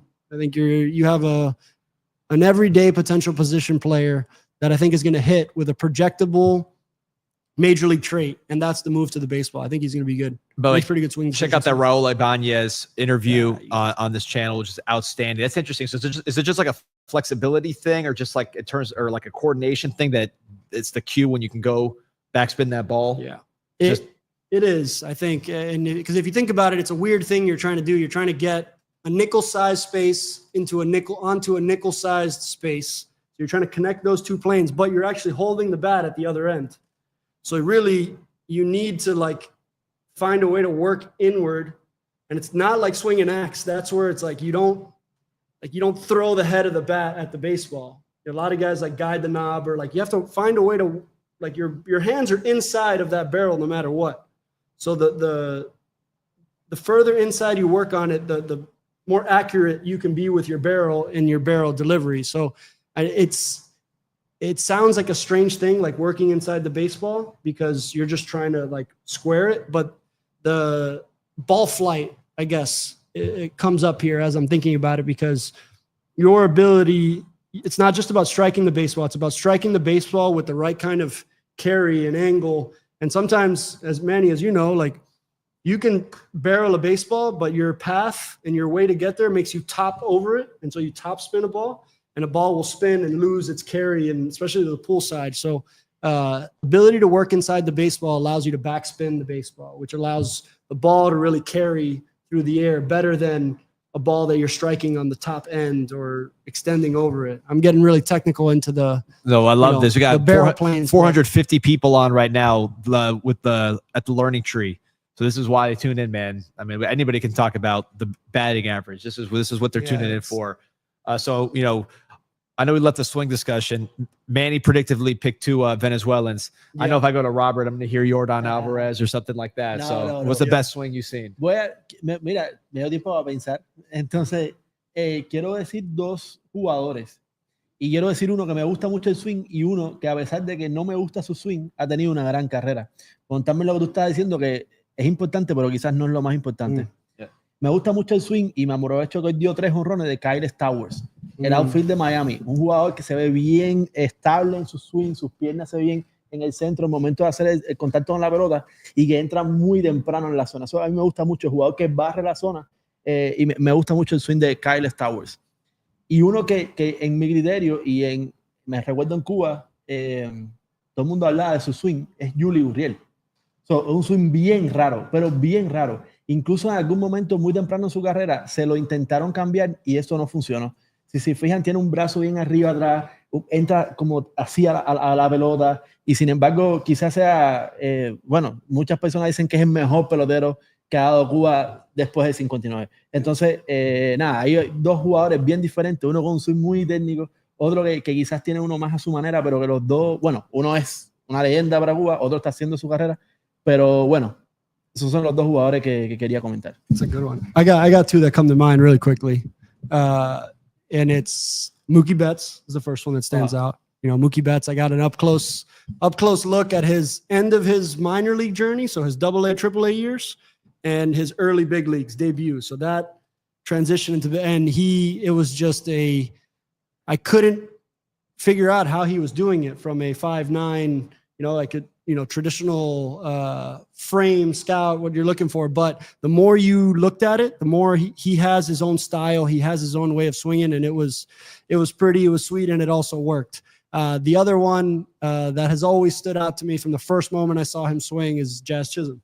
Jazz Chisholm to me has probably that prettiest swing in baseball, I think, if you're into that kind of thing. Now, it's actually functioning as a very good swing right now. So he's having a bit of a moment right now in the All-Star game, and I think he's going to actually, to me, he seems primed for a home run derby performance. Yeah. I think he's just like built for that, and Jazz was probably the fastest bat I feel like I got to see, where you're looking at it as a young kid, you're like, wow, that is a really innate, like that barrel is just like. No te recuerda King Griffey Jr. Oh yeah, of course. No, I'm a King Griffey Jr. Shout out Junior back there. King Griffey Jr. is a god in here. You know, he is everybody's favorite player of my generation, at least. Especially, I was a left-handed hitting and left-handed throwing center fielder, and so King Griffey Jr. for me is Adrian, yeah. You talked about kind of players that you don't think of. You say sweetest swings you ever seen. That doesn't always translate to the most productive player. Yeah. And you talk about Jazz, his quick hands. A player that me as a kid just watching him and saying like, wow, this guy generates so much power. Mike Jacobs from left-handed standpoint with the Marlins. And then I was gonna say Ronald Acuna also from the right-hand side, but first team all. You said stiff swing. You got to go Jeff Conine. Oh yeah, from a right-handed standpoint, the stiffest swing of all time, right there. It worked, man. Dude, Jacob Wilson, el prospectazo que está haciéndolo súper bien con los Atléticos. Hace un movimiento en prep antes de coger el picheo. Hace un movimiento súper raro. Super unconventional Japanese pitcher. Hace una cosa rarísima con los pies y sin embargo mira el rendimiento que está teniendo. So, para mí lo más importante es justo en el momento del contacto, cómo está tu cuerpo. So, lo que tú haces antes o después, a mí me da igual. Pero si tú eres capaz de justo en ese momento estar bien con el swing en el ángulo correcto y dándole en la maceta del bate, bro, sigue haciendo lo que estás haciendo, no me importa mucho lo demás. It's like a Sadahuro. We were watching that one here. It was what Robert was saying. Everything before it looked weird, and then right before he was ready to strike the ball, he was in athletic position, ready to smash it. So right. And I haven't met my favorite swing in baseball right now. Actually, we've talked about him 3 times. Is Teruaki Sato. I'm going to make this a thing. I'm going to put Teruaki Sato is going to get the love. He leads the MPB with like 24 bombs right now. The Japanese cargo. I'm surprised he didn't go Cargo's Venezuelan too, right? I thought I was going to add him to that. Manny, from a scouting perspective, and we got Daniel Pierce coming off the board, but just talk while we're wrapping up the swing discussion. You're there. You see the swing. Maybe it's not the way you want it to be, but the guy's producing and he's striking the ball hard. How does that fit into your report that you write up and what you recommend? No, for sure. I mean, I think you gotta, every time you look into a player, you're going into, taking a look at it from multiple perspectives, right? From the first thing you look at the swing actions, how does it look right? Does it look right or it doesn't look right? So multiple hitters can get to success, to performance in many different ways. So that's why you can always you don't always rule out the guy that doesn't look right. And another guy that I was thinking about in this conversation was Bregman, right? Like Bregman is a guy that's kind of like stiff up here and it's not a good one. The most natural or fluid, but it's an efficient swing, right? Like, does it work inside the ball? Does this got like hand-eye coordination? Does this got bat speed? So I think that you look at hitters through multiple different perspectives, and again, like understanding that they can come to success in many different ways, and that contact, feel for the barrel, ability to impact the baseball, ability to know the strike zone. So I mean, you can take many routes, but yeah, that's why hitters are very fun. Do you, as a scout, like write recommendations as far as like a player development standpoint? Like, I think this guy needs X, Y, Z when you're writing up the report. So I'll take you a little step before that. So I think that a lot of the conversations that we have player development staff prior to signing players is about the things that they think that they can fix or the things that they cannot fix. So those are like, we're as scouts, we're animals that we're trying to evaluate, right? Like we're evaluating constantly, but we're not always good at being on the field, making suggesting swing adjustments. I think we're better at just identifying what we're seeing and then trying to pass along that message, that same report to player development so they know what they're going to be working with. So I think to that point, it's super important to understand what they can work with, what kind of like hitter traits, athletic traits they like to work with. And then from that on, we transition that into evaluation side. Adrian, I want to get you on this one because this is your old organization, the Boston Red Sox. They just took old organization too. Oh, there we go. So both you guys, they just took a powerful right-hander, I believe originally from the state of Florida, in Kyson Witherspoon. Had some issues in the tournament, nothing to be concerned about, but somebody, a tremendous fastball right-hander. He's actually got a lot of pitches in his arsenal. He seems pretty ready to roll. I think one thing that I want to ask you guys about with Witherspoon, just as you watch him throw and kind of see what he does, is he was somebody who took a huge jump. He wasn't always at this level, and he's recently kind of making those jumps at the college level with his pitch mix, with the I guess what comes up on the track, man, and just overall the results. You're seeing much better play from Kyson Witherspoon. When you see a jump, let's say a college player, how do you say, all right, he's just on an upward trajectory, we're going to keep this thing rolling? Or do you say, I don't know, there was some bad stuff in there earlier, maybe he reverts back? How do you evaluate a sudden jump in quality? I think it depends. Like, it depends on what the reason, like what you thought the jump was for. Is the jump because he was injured, right? Is the jump because he was trying to be a two-way guy and all of a sudden he focused on being a pitcher and experienced a jump? I don't know that in this case with Kyson, but I do think you have to analyze, like, is this bigger than a flash in the pan? Is there a reason to believe in this long term? And I feel like the Red Sox, which I wanted to comment on as well, and I'm a little biased because it's where I come from, but the Red Sox have it going on as it relates to amateur scouting, right? Like they've had a really good run lately of scouted and developed players in positions that weren't the most obvious number one selection, number two selection, and they're graduating players into the big leagues through their player development system. So they're selecting good players and then they're getting them relatively quickly. So it's like a good player development and scouting working together to chase specific profiles. To me, the Red Sox do feel like they're working very well in tandem. They're scouting and player development machines. And sometimes those two things can be almost their own. Okay, scouts, you do your thing, and now you pass it off to player development, and there's some talk between, but not an integrated process. The Red Sox feel like it's like their directors of hitting or directors of pitching are probably like very well integrated to their draft processes. So they know what kind of jumps a player can make within his own system or feel strongly, more conviction in the jumps or leaps a player could take. As well as the chances you could take on a player that maybe, hey, our system is built to absorb high upside guys that have X, Y, and Z to still be polished, or our system does better with, these kinds of guys. So let's lean into that. This feels like with Kyson Witherspoon, it just feels like I wouldn't bet against the Red Sox draft processes at this point, is what I'm saying. So, yeah. And just again, this is blink scouting, but when you watch him throw, it seems like there's a little bit of a hitch in that release, but man, it comes out explosive. What's just, Manny, when you watch this guy throw, again, there's not a full scouting report, but what's the first thing that maybe the first line or first word that goes in your notes when you see this guy throw a little bit? Well, I think like the first thing that kind of jumps out at me is the physique, right? Like this guy looks well put together.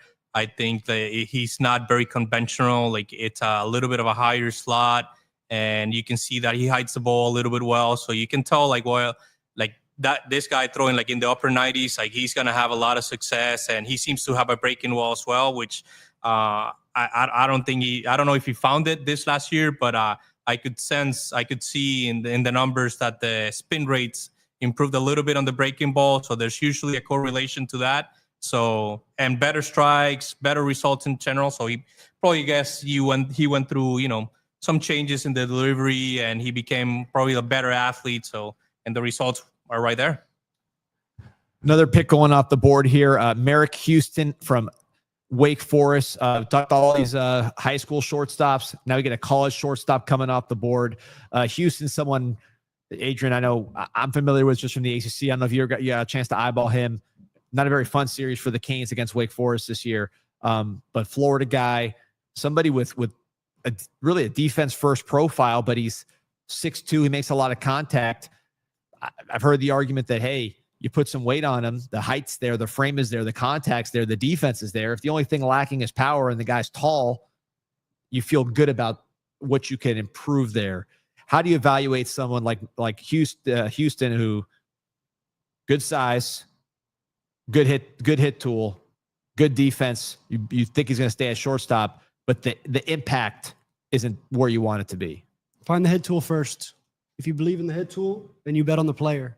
And I agree with you, if there's physicality with remaining strength gaps where you feel like some players you look at and you feel like, okay, that guy's maxed out, like physically maxed out. You just don't see a whole lot of projection. With Merrick Houston, I think you see physical projection. You see like tall.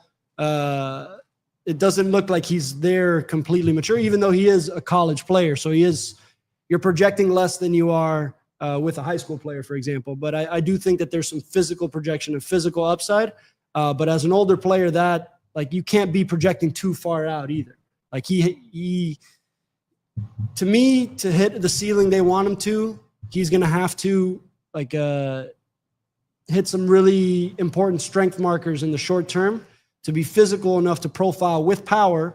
Because the moment you lose power as a part of your profile here, is the moment you run out of profile, because you all of a sudden are a good defending hit tool without a home if you can't defend at short, for example. If you can't be a shortstop, then all of a sudden you kind of run out of profile because everywhere else demands power for you to stay there. So I think that there is power in here. I think that there's, and a shout out to Wake Forest too, like four here first round picks in the last few drafts, and here's Merrick Houston with another one. So I like this pick. I liked what I saw of him in the ACC this year. It's a position player to bet on that has a good chance to stay on the dirt. And you look at Wake Forest, they didn't take too long to get. I know Seaver King still working his way up, but you talk about Nick Kurtz. He is outstanding. He's already figured it out. Went through some growing pains, but to me, he looks like Nick Kurtz did in the ACC.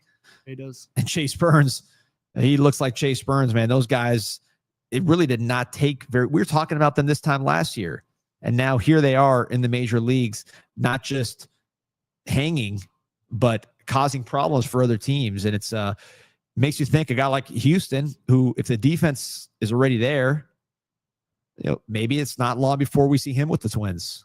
So that's an interesting one for me to watch here. As you see, he hit a bunch of home runs this year, but I don't know if that Wake Forest park is too expansive. I don't know. They say the underlying data on his power isn't as good as his home run numbers, but at least he's hitting them out of the park. Look, whatever field you're playing at, if they ask you to hit it out of the park in that park, like I don't think you just swing with power in mind so that you're, I don't know. I give credit to any home run hit in any park, really, because that's what you're being asked to do. You're being asked to, hit the ball for extra bases at the stadium that you're playing at. So I don't know. I have trouble like discounting a guy putting up power numbers in like a small place because like that's the field he's been asked to produce at. Like, I don't know that, like, yes, you can say like, well, this wouldn't have gone out in X, Y, and Z parks. Yeah, maybe, but he wasn't playing there.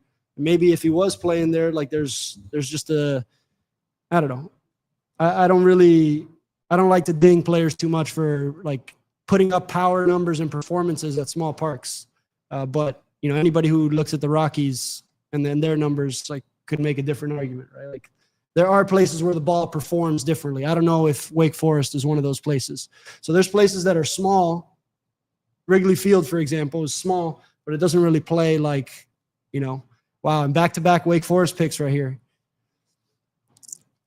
I can't wait for Danny to get back on this one because Danny and I have talked about Ethan Conrad quite a bit. And he flies off the board here in the middle of the first round. Ethan Conrad, that's a great pick. Another transfer portal player out of Marist. So underscouted if he ends up at Marist as a high school player, but then also an elite transfer portal player for Wake Forest, who was on a tear before he got injured this year. Yeah, this was one of my favorite players in the draft. Manny, this one looks right to me. It just like checks all the boxes of how you want something to look, the way it looks in a uniform, the way the swing plays, center field capable. As your boy, Danny, as Ethan Conrad goes off the board to the Cubs.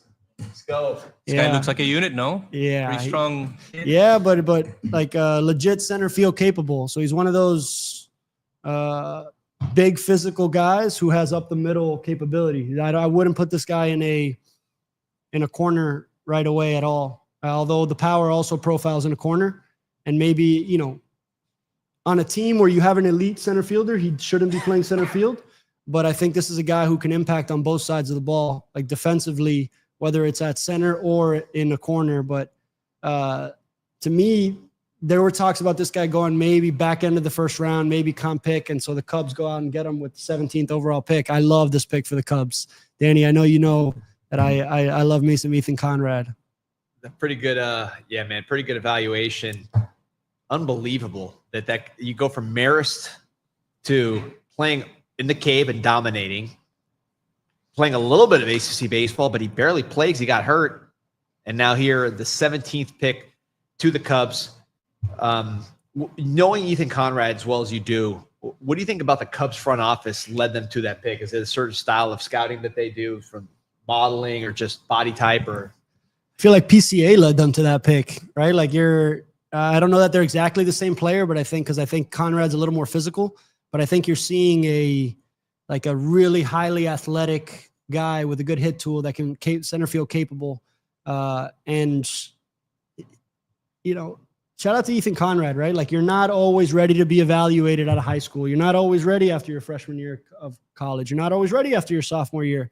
So to me, the transfer portal allows guys to come out and to have different developmental stories, because you're not ready to be playing ACC baseball right out of high school, or you're not ready to be selected right out of high school, but you let a couple years go by and all of a sudden, like, you're a first round pick after being unknown enough to end up at Marist from a high school standpoint or from a recruiting standpoint. So this to me is, I'm giggling right now. My brother, who's a scout, loves this guy. Every time we've talked about Ethan Conrad, he's got a, as do I. Like, he's the one who put me on to him at first and has been a proponent of since. And he actually, I don't want to give up too much, but he's seen PCA quite a bit as well.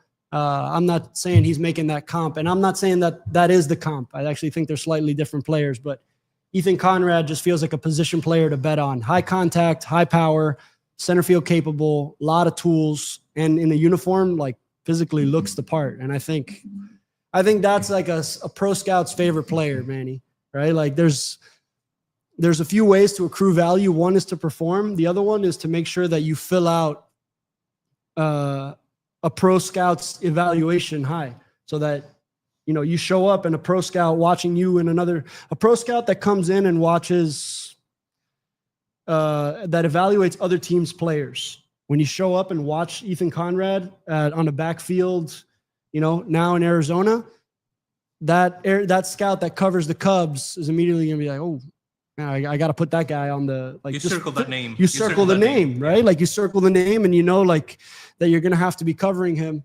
And he's the one to me that would jump out without him actually playing yet, just like stretching, warming up. Like, you immediately start to be like, okay, who's that guy? And that carries value to me as well. I want to ask Manny about this guy right here, because we're talking about one extreme with Ethan Conrad. It's the total opposite here with a case in Cunningham where 5'10", I don't think he's 5'10". They say he's 170. He's a little guy, and you don't even know he's going to stay at shortstop. There's some second base discussions with him, but all he does is put the bat on the baseball. I feel like you've seen guys like this, especially when you talk about international players, that maybe they don't look the part, but they just have a natural knack for getting that bat on the baseball. And it's hard to look away from a player that does it so consistently. Yeah, I think that, and we go back to the same items, right? Like, you got to be really confident on this hit tool because it's not the sexiest profile. He's undersized. You're probably looking at a second baseman, but I'm sure like these guys think that he can really mash, he can really hit, and that's what it comes down to, and having those elite contact skills that jumps out in many models nowadays. So, like Adrian said before, like bring me the hitter first, like. Having that hit tool advance and waiting for the power to come, like that's always one route. And there's many ways where this guy can create value and right away. You as a scout, have you ever written up a player that you're like, man, I know whoever my superior is not going to like when they see this guy, but you have to really tell him, hey, he can hit? Yeah. I mean, you try to avoid saying like, the subjective argument, like, trust me, this guy can hit.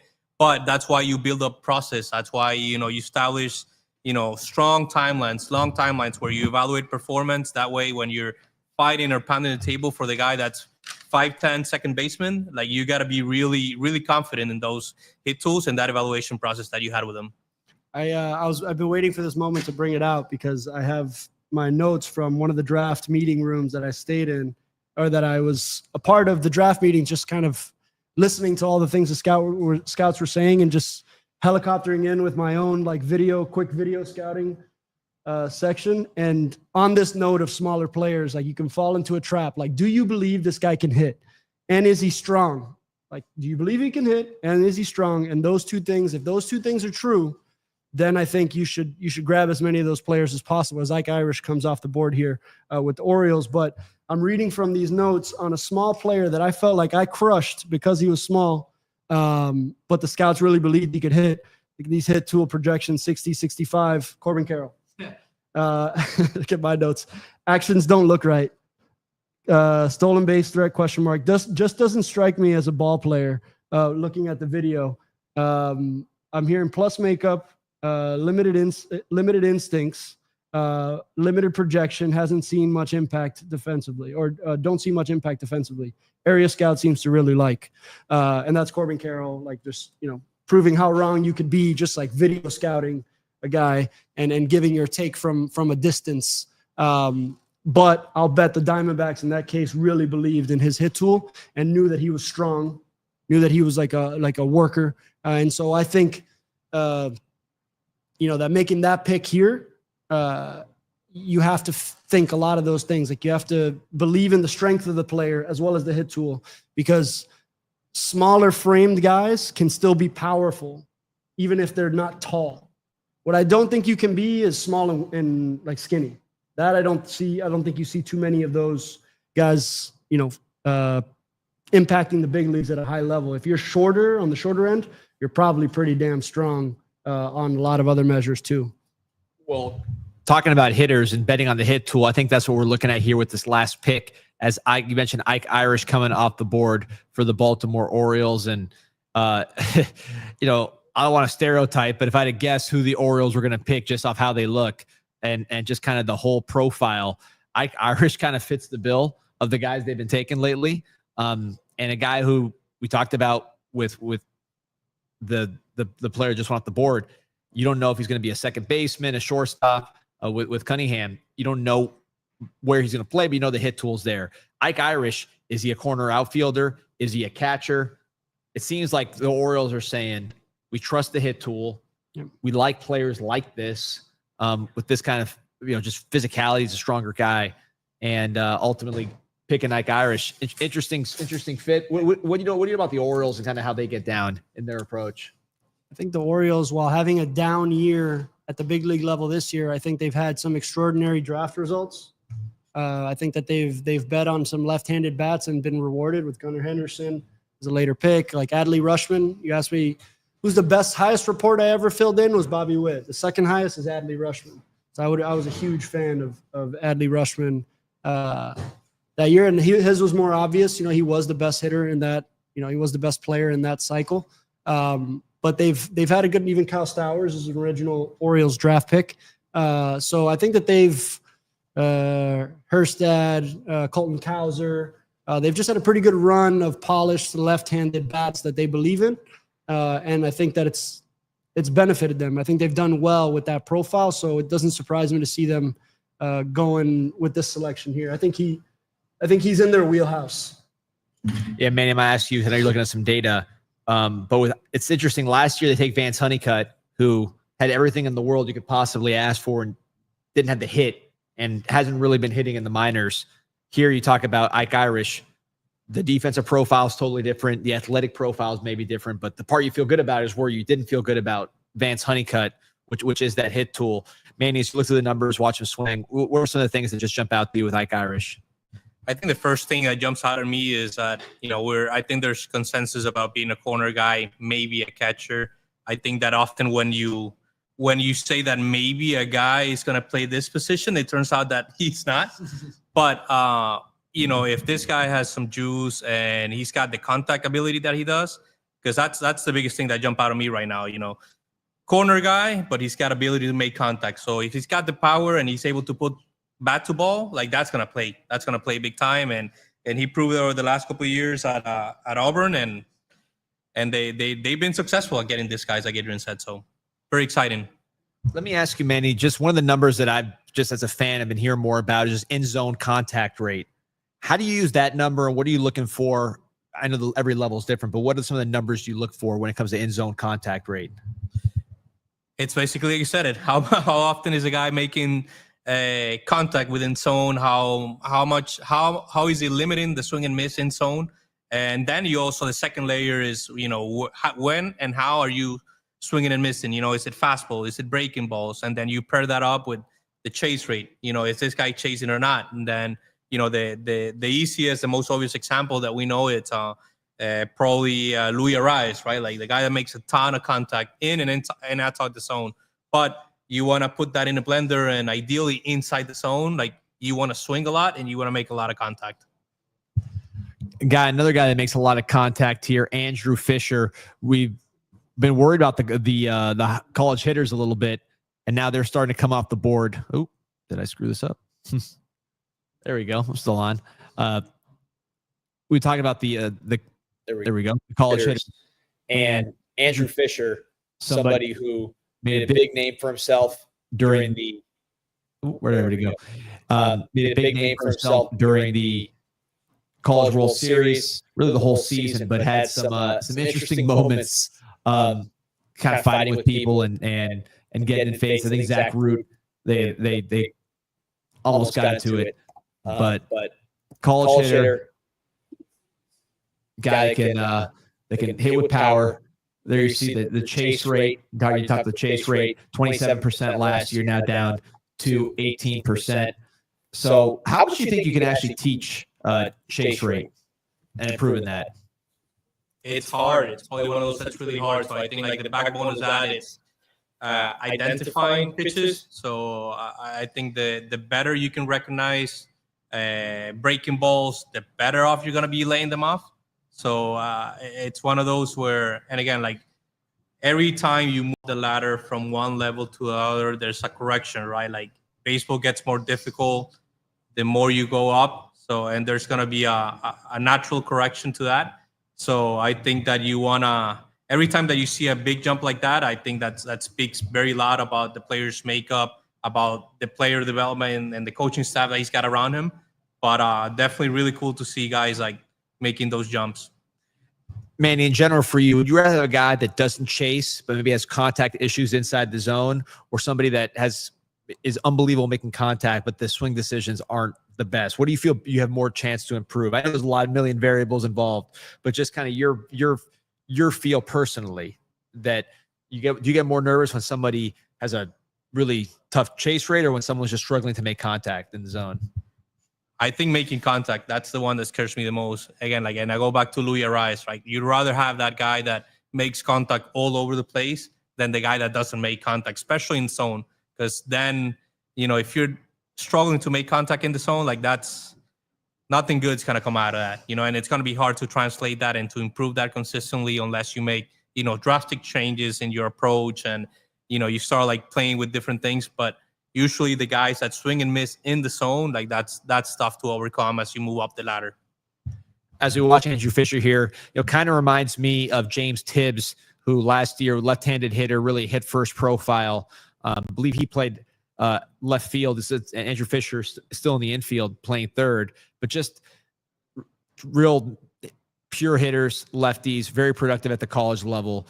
Tibbs has since been traded for Rafael Devers, so he's now in the Red Sox organization. But yeah, I don't know. With Fisher, it seems like this guy who's been productive in college, in the SEC at the highest level, can hit with some power, and you're not drafting him to be some great defender, some versatile piece. You're drafting the bat. Yeah, 100%. And a really strong program, a program of Tennessee that have been drafting players left and right the last, 5-10 years or so. So really, really good program in all aspects. And this guy hit 25 homers this year. So, that means something at the SEC level. You can't just disregard that. And not only that, but he's got a really high walk rate at 22% and only striking out at 14%. So every time, again, it's a similar profile than the one we talked about before. Big time power with high contact skills. For a guy that hits home runs, let's say a power hitter in college, what's the strikeout rate that when it gets over it, you're like, I know he has power. I know he's got, some great stuff, but that strikeout rate in college is too high. What's that number for you? I think that every time you get near 30% or higher, that's where, you start thinking, well, if he's striking out close to 30% at the collegiate level, when he gets to pro ball and there's that adjustment, it's probably going to go higher. So that's I think 30%, it's a good eyeball benchmark to keep an eye on. So obviously way ahead of it here with Andrew Fisher. Let's see the Astros on the clock. Let's see what they get done. This would be an interesting pick. Their pick last year is already a baller in the big leagues. Let's see what it is. Actually, sorry, no, that was the trade. That was Kyle Tucker, the Cubs. So maybe that'll be Ethan Conrad next year. Here we go. Track record. All right, so going Pacific Northwest, which, by the way, the Pacific Northwest has become a little bit of a baseball hotbed. I don't know if either of you guys have any scouting experience in that part of the world, but it seems like the Pacific Northwest, which is, I have a soft spot in my heart. My dad is from there when he came from Cuba. I spent a lot of time in the Pacific Northwest. My uncle was actually the best pitcher in the Pacific Northwest, and he didn't get past any level. And now these guys are getting drafted top 10. So I think the baseball has picked up quite a bit since he was out there, because you're getting multiple first rounders from an area that used to be kind of a backwater, from what I understand. Yeah. Corbin Carroll, not that he put it on the map, but there's been a good run of players from the Pacific Northwest. And I think this is a high school version of that player, because you could say Ava Arquette is, from that neck of the woods, even though he's Hawaiian as well. But they play a lot of really good baseball in the Pacific Northwest. But I think what just Pacific Northwest aside, this looks right. Yeah. This really looks right. When you're if I can helicopter in and give a video take, this is just, it looks big, physical, loose, left-handed. But, I'm obviously seeing highlights, but this looks right. ¿Qué tú crees, Robert?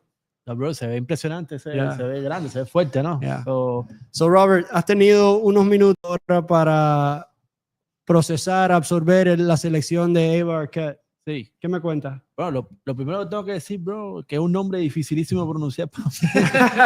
voy a pasar un trabajo a partir de ahora cuando vaya a hablar de él, de madre, pero estoy emocionado porque estaba leyendo bastante mientras estaban hablando de este muchacho, y si se fijan, es el primer college bateador que escogen en el draft. O sea, es el mejor bateador nivel college que vemos en el draft. Y en los últimos años, esos picks de primeros bateadores quizás no estoy diciendo que tengan el mismo nivel, ¿verdad?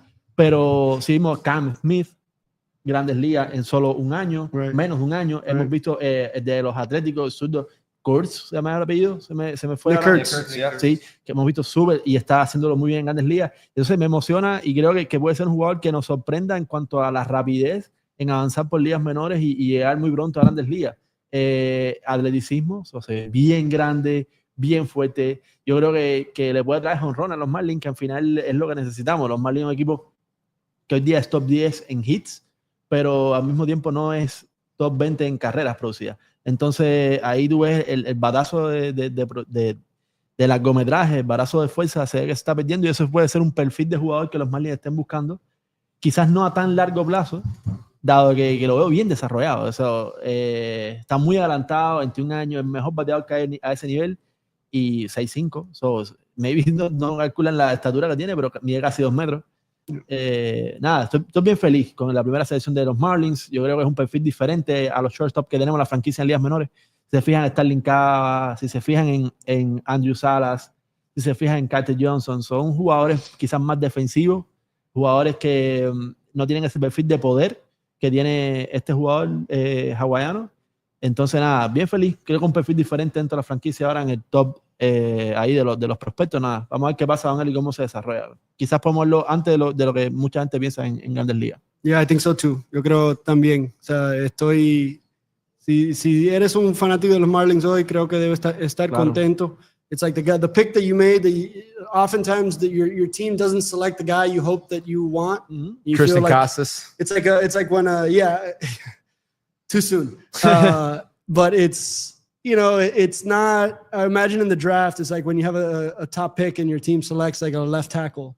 You kind of get like, okay, I really gotta like get into a mentality of how I should be happy about this or how to get excited about this. But this, you take a 6'5" shortstop that's playing for one of the best teams in the country in Oregon State and anchored that team, and their run into Omaha.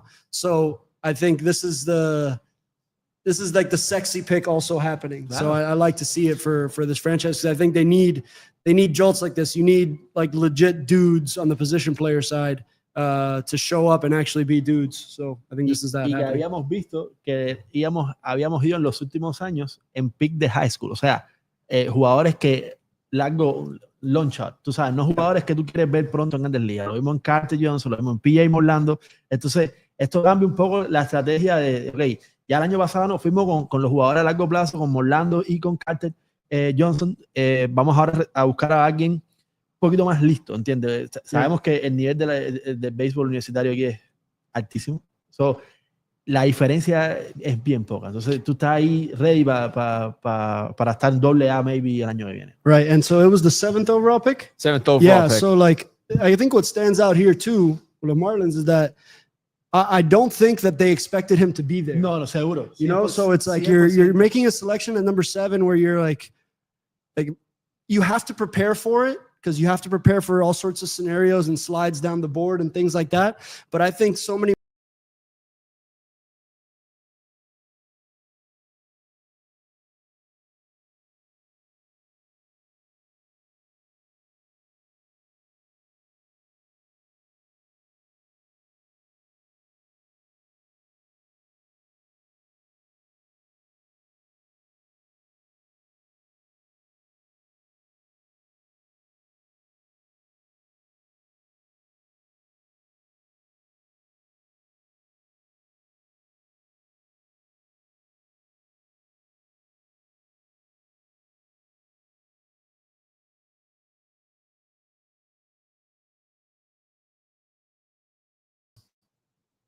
We'll figure this one out.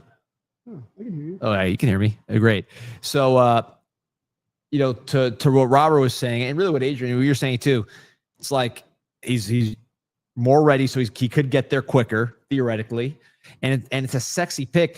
Like, this is somebody who we've seen play. Like my son, baseball fanatic, as you know, he's in sleepaway camp right now. I'm picking him up on Tuesday. I know the first thing he's going to ask me is, who did the Marlins draft? Yeah. And if I tell him JoJo Parker, he's going to say, okay, well, who's JoJo Parker? What's that? Arquette, he saw the College World Series. Right. He saw the highlights. He knows how he moves. He knows how he looks. And as a fan, putting that into your, in my view, I see Connor Norby as just right there at third base. I know we're trying that shortstop, but just sliding him into the imaginary lineup, even if it doesn't happen that way, it's more fun. And I got to go back to, I've talked about this game with you. Last year, I went to the Baltimore Orioles when they were rolling against the Marlins, and I sit right behind the third base line, so I'm seeing the left side of the infield. Seeing that, and then seeing what we were trotting out at that time, it looked like two different sports from a physical standpoint. It just, when you see Gunnar Henderson, and I love him at second especially, but then Xavier Edwards, and you see it up close, you feel inferior. It's like, as a fan, it's not what you want to look at. Yeah. Ivar Arquette, 6'5", star player. It looks a little better. And look, I know results are results, but I know you think there's something to that. You're a superficial guy like that. I am. I get swept up in the physicality components with players, but I think I think if you poll the big leagues, the smaller guys are in the minority, although they're like prominently in the minority, right? So you do like Bregman, Altuve, like there's Pedroia. We can go to all sorts of undersized guys that are, that kind of break the mold. But for the most part, ask any scouting director, ask any farm director, like you need to be really strong. Like this is like a true like grown man sport, and just buying it by the pound just like makes sense.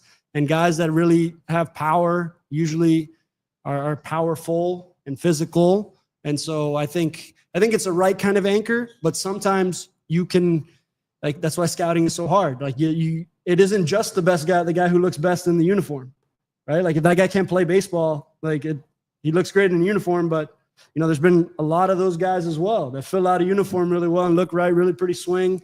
But for one reason or another, it just doesn't, that doesn't translate into major league value where it does with certain other guys, so this shit is hard, man. This shit is really hard, but I think you hedge your bets when 6'5", shortstop capable. So there's high defensive tools and high offensive contact making tools for a tall guy, which is something we don't talk about enough. I think that's the irony of baseball, right? Like you want big physical tall guys, but it's actually harder to hit as a taller player. Now guys like Ohtani are putting that to rest, but it's harder to get inside of the baseball with longer arms. And so like tall players, while you want them to project, they have to do certain things in their move to the baseball to efficiently get to the baseball at the same rate as a guy that's, kind of medium framed. So Jace Laviolette, who we're going to talk about here in a second, probably coming off the Jace board. That's going to be the same conversation, right? It's probably the guy who's fallen the most in terms of, where he was projected to be picked in the offseason or at the beginning of the college season. And now he's worked his way into a middle back end of the first round type. And I think somebody's going to get like really good value there because I think he's a really good player. But the one that shocks me still being available is Vahiva Aloy. I feel like somebody's going to get a really good player with him. And there's no way he's surviving too many more picks here as the reigning Golden Spikes Award winner at Arkansas, which was a play away from being a national champion themselves, or a play, away from advancing to that category. So I thought I'd see him pulled off the board a little sooner, and that's a little bit surprising to me. I thought a team, the way we've seen some teams be aggressive to go get the players they want, I'm surprised nobody's gone and gotten Vahiva Aloy. I'm glad you brought Aloy because I wanted to ask you about him. I was going to ask. Otro hawaiano. Tenemos Tua en los Dolphins. Yeah. Ahora tenemos. That's right. Oye, guys, tengo que irme, pero quiero dar las gracias. Están haciendo tremendo trabajo. Estoy aquí hablando poco porque estoy absorbiendo. Que la semana que viene me toca a mí en español. Tratar de reproducir un poco lo que he aprendido aquí con ustedes. Gracias. Y contento con los Marlins. Como decía, tremenda sorpresa que ese jugador ha llegado a Pick 7.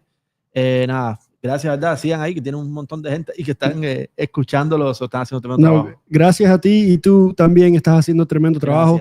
I'm going to say this in English so that everybody can grab it, but sure. Robert, your podcast, Un Podcast de las Mayores, is on the 786 Sports Network as well. It's one of our original podcasts. It's an exceptional baseball podcast in Spanish language. How many views on the social media? I know you get crazy clicks on some of those shorts. So in the last 30 days, we got let's see, like 4 million, something like that. Yeah. So, voy a verlo ahora mismo So la gente lo está viendo. un poquito. Yeah, more than un poquito. No, but I really salute. We got 630,000 reproducciones en los últimos 30 días. So, That's outstanding. ¿Hace cuánto empezamos? un año, literal, con 76, hace como un año ya. Un año sin faltar una semana. That's amazing. Like an example of consistency, but I'm glad that we could do this thing together y que lo podemos hacer ambos en inglés y en español. Seguro. Y quiero colaborar más entre nuestras entidades. Seguro que sí, pero siempre estamos aquí. El problema es que, o sea, es difícil encontrarnos los horarios, hay Of veces, course. porque tenés compromisos también de los trabajos, etcétera. Pero definitivamente eso, Yeah. yo siempre lo digo, porque cuando tú vienes de Latinoamérica, como del conocimiento más grande que de la época así de tú joven, que más coges conocimiento de béisbol, hay muchas cosas que tú no conoces del béisbol aquí, de cómo es el béisbol en high school, cómo se organizan las cosas, cómo funciona una franquicia profesional. Yo vendiendo de Cuba, no existe eso, ¿entienden? Cuba es béisbol es amateur y yo siempre digo, cuando yo converso con Adrian o con personas que sí han estado dentro del béisbol organizado en Estados Unidos, desde todas las categorías, incluso jugándolo, siempre dan un punto de vista muy diferente al que yo pudiera imaginarme, ¿entiendes? Entonces es súper enriquecedor para la conversación y para el debate. Entonces, ahí estamos con el ruso también, que quiero mandarle un saludo. David, ese es un freak de los numeritos y siempre yo le digo, tal persona me dice, no, el launch, y me empieza a hablar de números ahí que me vuelve loco, pero nada, yo creo que también hay que darle un saludo. El ruso es tremendo tipo y está haciendo tremendo trabajo con nosotros en el podcast también. Tú subes los episodios los viernes. Todos los viernes en la mañana. Yeah. Y queremos muy pronto, tan pronto como nos organicemos acá, empezar a hacerlos en vivo también. Nice. Para empezar a tener el feedback en los comentarios y poder un poco responderle más a la gente que muchas veces nos escriben comentarios y hasta las otras semanas es que le respondemos. Entonces, vamos a ver cuán pronto lo hacemos, pero queremos movernos también a hacerlo en vivo. Yeah. Please go follow. Con Junior en los controles. Así mismo. Shout out Las Paredes hoy as well. Así mismo. But Robert, thank you for being here. Gracias, Go follow gracias. un podcast Las Mayores. It's Gracias. awesome. Gracias. Lo estamos viendo. Hey. Gracias, bro. Man. All right, so Manny, I see you typing away. I see you looking at things. So you're sitting on the sidelines. I don't even looking at stuff.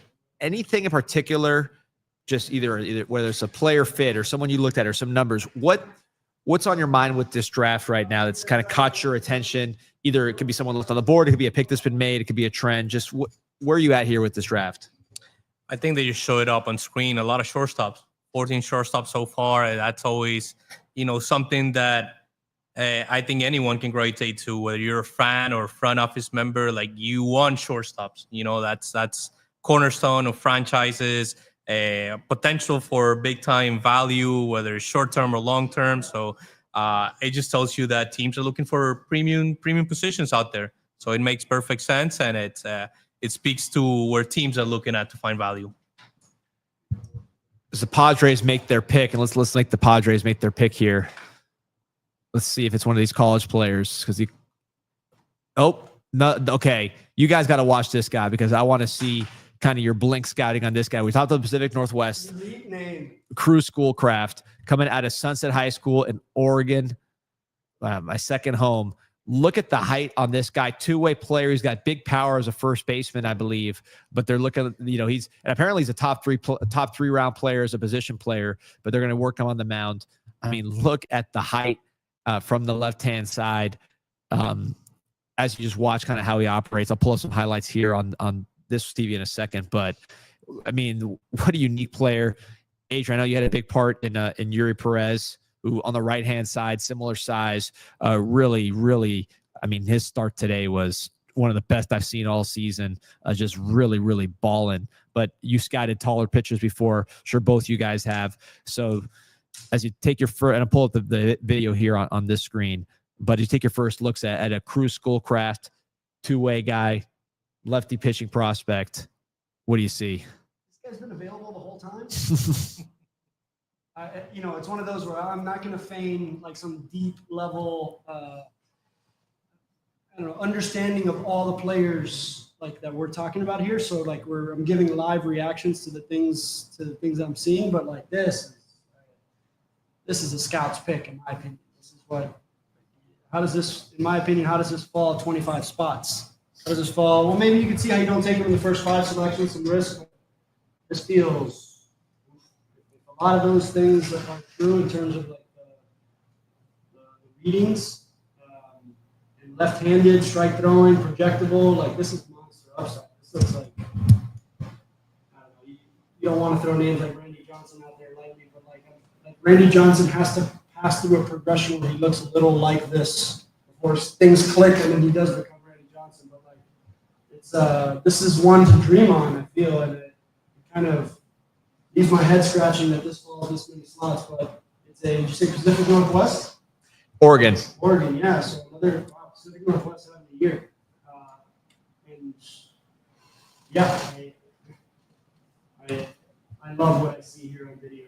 And you know that he's athletic enough to also be a two-way guy. With an elite name, I think this doesn't get talked about enough. I don't know where to put the value in this, but you need to have major league confidence, and good names give you confidence, I think. So you hear a good name, and sometimes you hear a name and you're asked to like give an opinion on a player. I just don't hear that name in the big leagues. You know, it doesn't sound like it, and then they prove you wrong. But this one, it's almost like it's destined to be with a name like that. Adrian, this pick is very San Diego Padres, right? Like that was my reaction. The Padres stole another one. This feels very. What's his Merrill? Center fielder. Jackson Merrill. Yeah, Jackson Merrill was a pick like this, kind of out of the expected range of what was going to happen at this point in the draft. But I think we're late enough in the first round or in the draft that it starts to really open up after this. Like the range of outcomes really starts to get process based, it gets philosophical based on the organization. But this does feel like the Padres reaching down into the high school ranks to grab something that's like, what are they doing? And you kind of look, you fast forward a few years and you're like, how did everybody miss on that? And they have a good track record of doing that. And Jackson Merrill, I remember that. I remember that in the draft, and I remember it not feeling like an on the radar pick, right?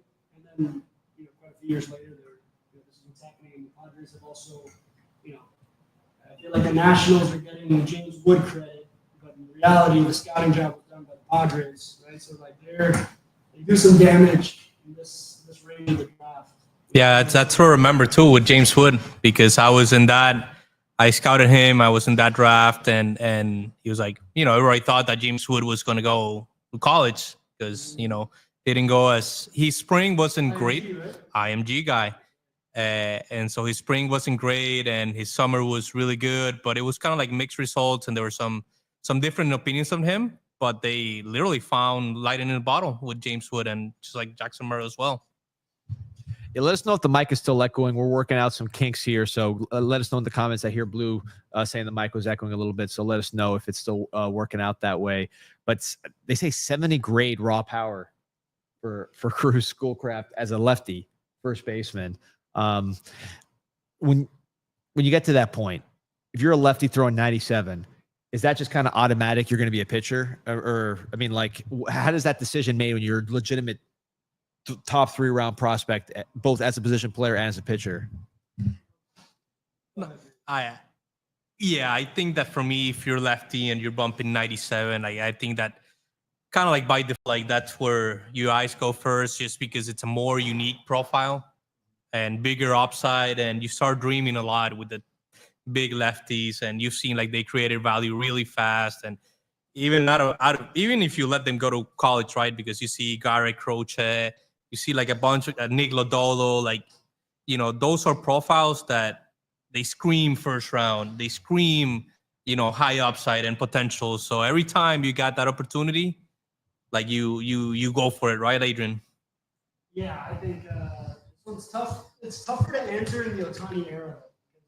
Before, it wasn't like you didn't treat two-way players with the same kind of. I feel like in this Ohtani era, it's like now possible that's that there's that ability. I'm not making the comparison here. I'm just saying that like we're in this era where somebody's actively doing it at the highest level in the big league, so you don't like discount it as a path to be taken all together. But it's left-handed, 97 with what's probably good data and good TrackMan data. I see why you'd want to like keep that on the mound. And I wouldn't go to the power grade there. I would prefer to like, what's the hit tool? Right. If they believe in a hit tool, then that will stay a two-way guy or a position player. But if they decide to make him a pitcher, it's because he has power as much as the power is as good as the athlete is. Like maybe their projection of the hit tool wasn't quite the same as maybe the projection of the arm as Gage Wood comes off the mound here. Screen, and I mean, look, I'm not a scout.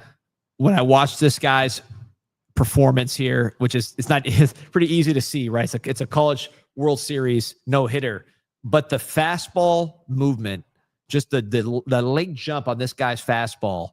The stats apparently back it up because they said he's got the highest whiff rate on fastballs in all of Division I baseball, even more than Liam Doyle.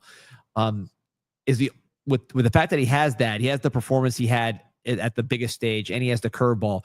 Is this strictly a situation where a guy like this, you're worried about injury? He only pitched few innings this year. He had a shoulder injury that set him back for 2 months. So, came in right in time, right? Obviously dominating down the stretch, but there's some injury stuff there. I think it was a reliever initially. So not a lot of just track record as a starter, but I don't know, man. This seems like this guy's got some secret special stuff when he's throwing the ball.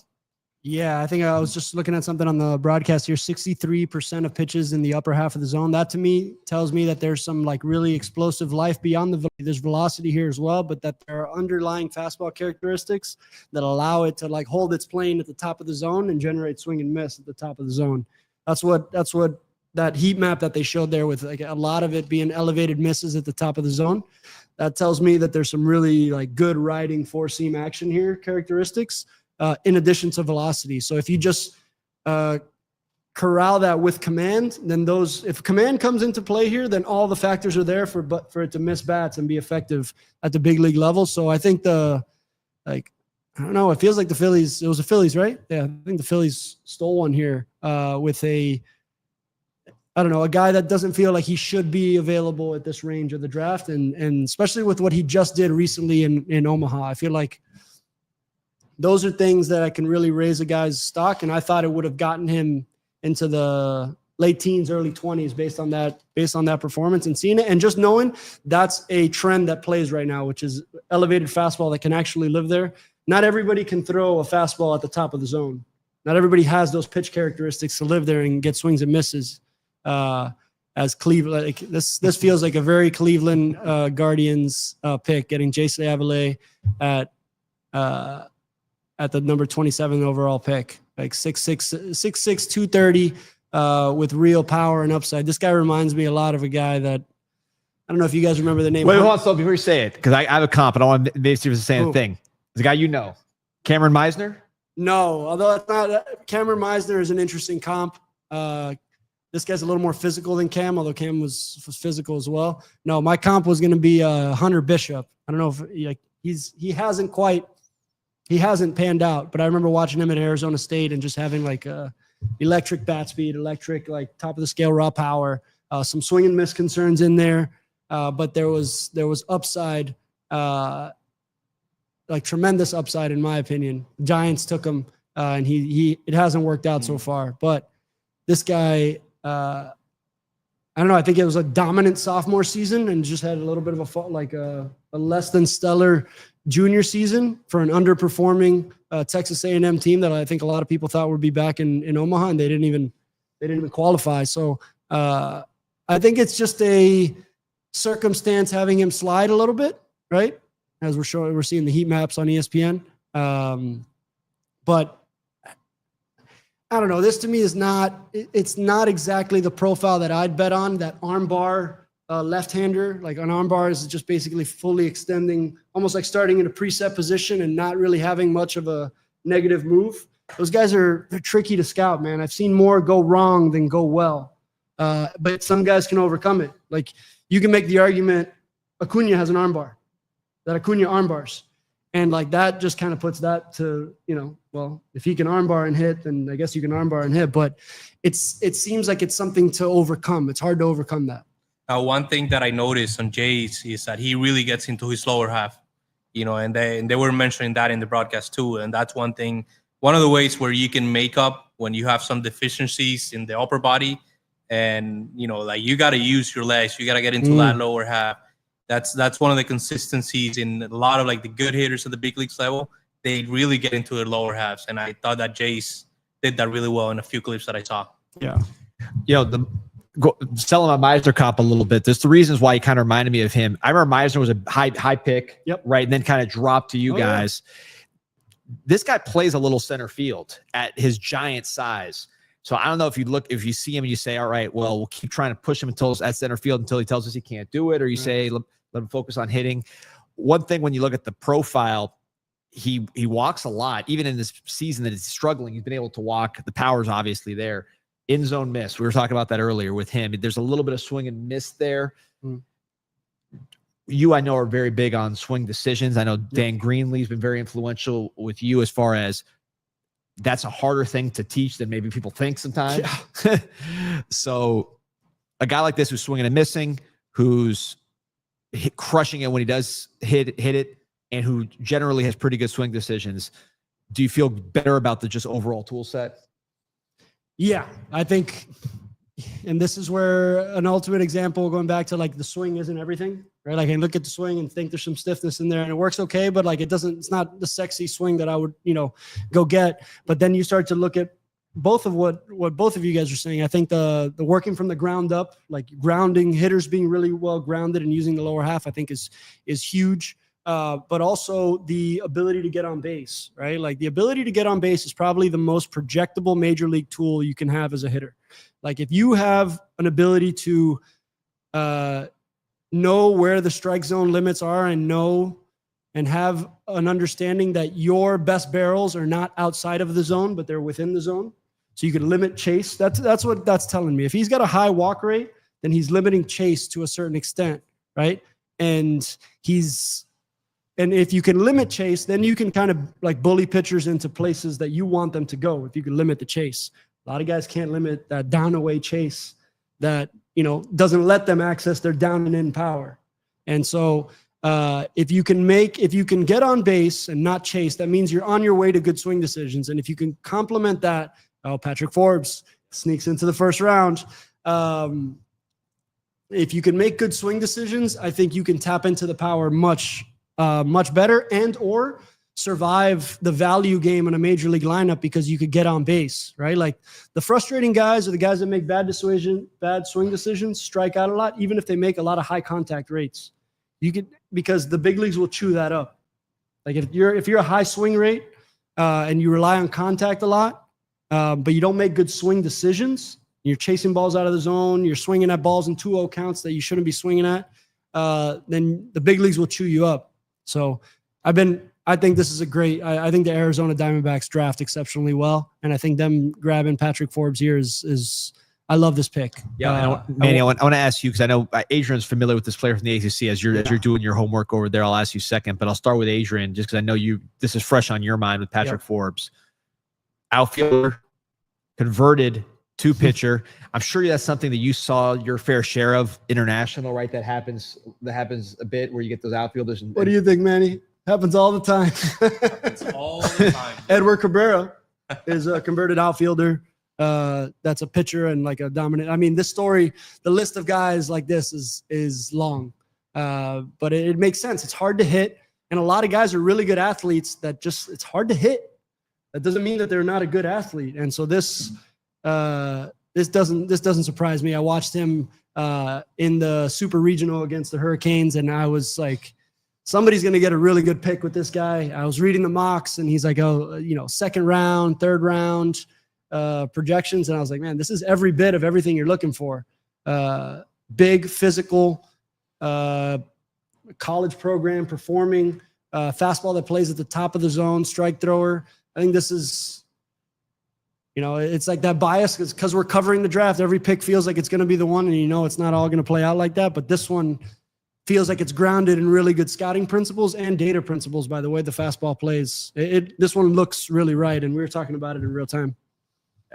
Caden Bodine. You can see a fastball playing also with that low release height. That's one of the indicators, and that make a good fastball. That fastball is going to ride up in the zone, and it's gonna play, and it sounds like it has. I like this pick. And did they just take 2 catchers in the first round? They took Ike Irish. Yeah. They now Bodine. Right. They got another pick coming up right here. That this is that trade right with the Rays. Which can you explain? By the way, I don't know how up you are on that trade, but we're in the comp round yet? No, we're in the back of the first round still. We're so okay. So are these all comp picks for like how does Baltimore pick 3 times here? I know they recently made a trade with the Rays where they sent the pitcher over to the Rays and got a pick. But I'm trying to figure out just how they got all these picks. I'll do some digging here. Like it's a combination of. I feel like one of these picks has to be Anthony Santander, right? Where you offer him the qualifying offer and he rejects the qualifying offer, and so you get a compensatory pick at the back of the first round. So I think one of these is Anthony Santander, but I'm wondering where this other comp pick is. Let's see. Where Orioles comp picks coming from, because I want to be specific. Yeah, no, and the other thing I was going to try to figure out, I'm looking at here, is just the trade, which I'd never seen this before. This is number 37 overall pick, so this is coming down the pike. Corbin Burns and Anthony Santander. There you go. Okay, so the board you receive compensatory picks if you have players that leave that you offer qualifying offers. So when you offer a qualifying offer to the player, I think it was $21 million this year to your players. Like there are guys. Both Corbin Burns and Anthony Santander, we wonder why the Orioles regress. Like you lost, those 2 players, first of all, but they received like significant, I wonder what the threshold is. I think it's above $100 million in free agency if they go out and sign that, if you offered them the QO, and they rejected it. So I think these are the 2 picks for Corbin Burns and Anthony Santander, both rejected qualifying. I think offers. Another one here at 37. That was the Brian Baker trade, which we'll get to in a second here. But this is let's see. There we go, college player, our guy Vahiva Aloy. So we'll talk about both these guys because 2 of the most 3 position players, 3 and really selections. 3 of the stars, 3 stars of college. I mean, this is the Golden Spikes winner. Caden Bodine has been a stud for a while. So Aloy, help me out here because again, I'm not a scout. I'm just looking at this guy. He looks wiry. He looks athletic. He plays shortstop at a competent level in the SEC. He extremely productive. Obviously, he's got that flair to him. I mean, I know there's some swing and miss, I guess, that folks have talked about, but we took so many high school shortstops. This guy lasted 31 picks as a further along commodity. Yeah, this is one of my favorite players in the whole draft, and not like it's an easier player to have it be a favorite because he was like the Golden Spikes player, but I think there's a reason he was, but also played on that ridiculous Arkansas team. I thought Arkansas, LSU ends up taking it, right? But Arkansas I thought was the better club for me, and this guy's the shortstop right in the thick of all of it. I think that there may be some swing and miss concerns if there's a hole in the profile at all, but this to me is tremendous upside. So two Hawaiian players getting the first 31 picks. And this is, the first pick of the Comp A round, which is, I think Canes Cat's Heat in the chat again. So first of all, a salute to him. He's always in the comments and always on our streams, but you can only trade compensatory picks. So you can trade a player for a compensatory pick or comp pick. Comp A or Comp B rounds. And these are picks that you get for in these situations, right? When you lose a player, you offer them a QO, and then there's a couple other factors as to where you get your comp picks, but that's the only thing you can trade. So I think in the NFL and the NBA, we're more used to like trading of draft picks, especially future draft picks. That's not allowed in Major League Baseball. You can only trade within the year that you're in. So like that trade needed to have been made in the last 365 days in order to, that's the only pick you can acquire via trade is the comp pick. You can't acquire a team's first round pick or a team's future first round pick. These are the only movable deals or the comp deals. And we had a few of those. For example, I remember we involved a comp pick in the trade with the Marlins to acquire Tanner Scott. And one of the pieces involved in that deal was a comp pick as the driving component of that deal. But I love the draft the Orioles just had, to be honest.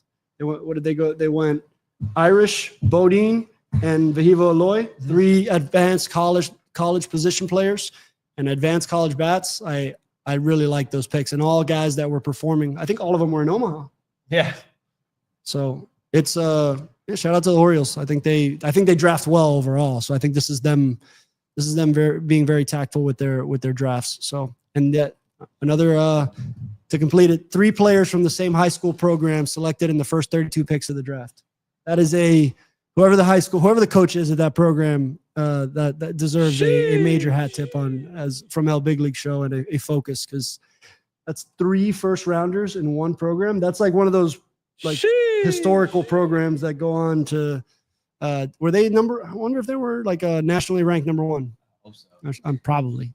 I think they were really good. Really good. I'm not most scouted high school team in the country, probably. I'm sure. Yeah. So, Manny, I want to ask you just about an Aloy, because I've seen, again, I'm not a scout, so that's why I'm asking these questions. I see high school player after high school player. We've seen Gunnar Henderson, Bobby Witt, obviously the high school shortstops balling all over the place. But when you have so many unknowns, and then this guy sitting here, Aloy, it just seems out of whack that so many high school shortstops got picked before a guy that not only is performing, but he himself is a good athlete with a good body and has some of those things going for him.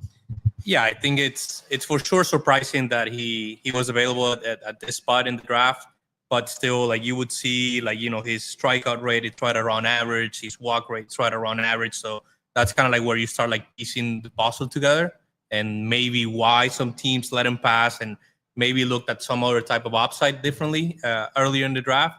But still, like, you can't ignore, like, you know, premium type shortstop from a premium program, Golden Spikes Award. There's a lot of things to like. So I think that, you know, whoever was going to get him was going to be always excited. Oh, I got my own mic? Not yet. All right. It's funny. I had a conversation, Adrian. I wanted to bring this up because it was a funny conversation I had with this was with a member of a prominent front office. So a baseball guy. And he was saying that one of his pet peeves is he thinks that certain scouts will go to watch a player and they'll just see a shortstop that looks cool. I'm using his exact words. And the shortstop that looks cool, that guy's always going to get the attention, no matter how he could play. Just the way he wears his uniform, the way he wears his hat, the kind of swag he carries himself, that there's certain scouts that no matter what, they're going to gravitate towards the shortstop that looks cool. A Dominican, an amateur, high school, college, you name it. That's me. I'm that scout. That's 100%. Manny, I'm thinking about Andrew Salas. You know, the first time we saw him in, because Manny was probably is the listed signing scout for Andrew Salas. Is that correct? Like, if we had to put a signing scout to that, it would be Manny Padron. I would split it up in a couple different ways. I think Adrian Lorenzo deserves a lot of credit for that one. I appreciate that. But yeah, I mean, it's the shortstop always sticks out, right? Like, we're looking at guys that stick out, looking at guys that, you know, the sooner you walk into a field and you see them, how they look physically and what's their demeanor, how they walk and how they present themselves, like, you want to circle those names. And it's usually starts with shortstop and center field and catcher. Yeah, I'm a sucker for the player that looks right, especially at the shortstop position. So yes, if they fill out a uniform good and they're wearing their you know, the right Oakleys and just like filling it out, like it's, and with sweet actions. If they have sweet actions to boot, then you know, they have my attention for sure. Lou, can everybody in the chat let me know if I'm coming in clear? But if I am, I have something I should have been saying for probably hours already, and I haven't been saying it, which is like and subscribe to the channel. El Big League Show. We're on every week. We're on Sunday today, but usually on Monday live, and then we cut it up and put different segments on through the week. So if you're a baseball fan, we got almost 550 people on live. So we know we got a lot of baseball fans watching this show. Can't promise Manny every week, but we'll have him whenever we can get him. We got Adrian and myself and other special guests. So like and subscribe to the show if you are a baseball fan. As we look at the Tigers making a pick, a catcher from New York. I have not heard this name. This is a new one for me. This guy didn't come up in my homework. Michael Oliveto. Oh, nice. Tigers have been doing a nice job in the draft, and like especially with their like some later round picks. Obviously, Skubal picking that in. Was it 8th or 9th round? Right? Yeah, right in that range of the draft. But Tigers have been doing a nice job with draft picks, getting there. Riley Green impacting the big leagues now. I think the Tigers deserve some credit here, and this is it's not a profile you see taken a lot, which is a Northeastern high school catcher, but that was Joe Mack, for example. Yep. Joe Mack was a catcher out of, I think, Buffalo, kind of selected in this range of the draft. So maybe that's a decent comp, sweet swinging left-handed catcher. So yeah, and committed to Yale, and you're as an Ivy League guy. Shout out Ivy League. Look at that, man. He ain't going to Yale no more. I gotta say the upset of the draft is that Slater DeBrune guy didn't get picked by the Diamondbacks. I thought for sure they were going to get that guy, a little short guy from the Pacific Northwest. Probably get an F on Adrian's scouting report, but yeah, some interesting guys still left on the board. Yeah. Go ahead. No, I just wanted to contextualize that, like while we're at the 35th pick, like we're still at significant dollar bonuses. So if a guy's committed to Yale, right, like, yes, there's a Yale commitment. So that's something strong on the other end of it. But the slot for this pick is $2.76 million. So like, the ability to make that money again, to me is what the opportunity costs. Like, do you cost yourself the opportunity at,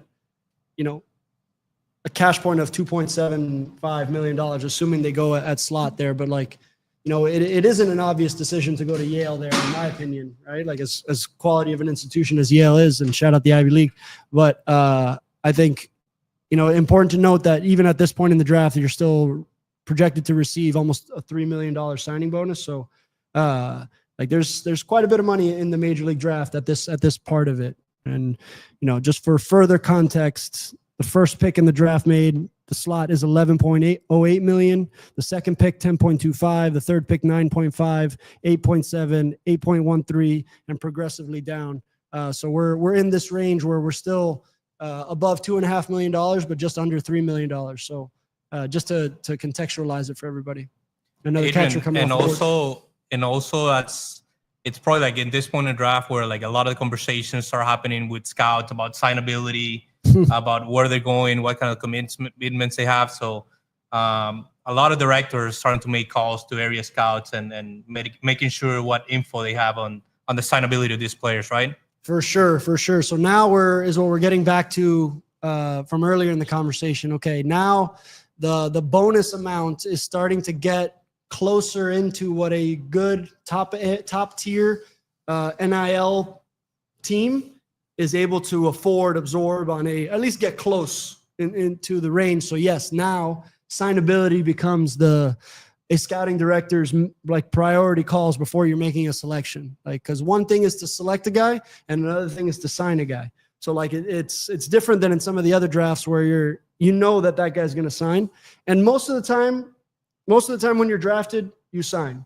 But in certain cases, a player can hold out and decide like, no, like I actually think I carry more value. You didn't meet my number. So it isn't, you have to be cutting deals. You have to know that the player is going to sign if you're making one of your first selections, especially. I think where it starts to get tricky is when we get into that third round, fourth round. That's where things are really gonna get interesting with the NIL side of things nowadays and that range. But I think here, like $2.75 million slot, like I think we're in an era where I don't think even the best SEC programs aren't kind of competing with that. You got two lefty bat catchers going off the board back to back. Yep. This one I'm much more familiar with, as are you, Adrian, watching the ACC with Luke Stevenson. Interesting draft for the Mariners, getting Cade and then getting Luke Stevenson, two college guys. He was somebody that I thought would be a higher pick this time last year.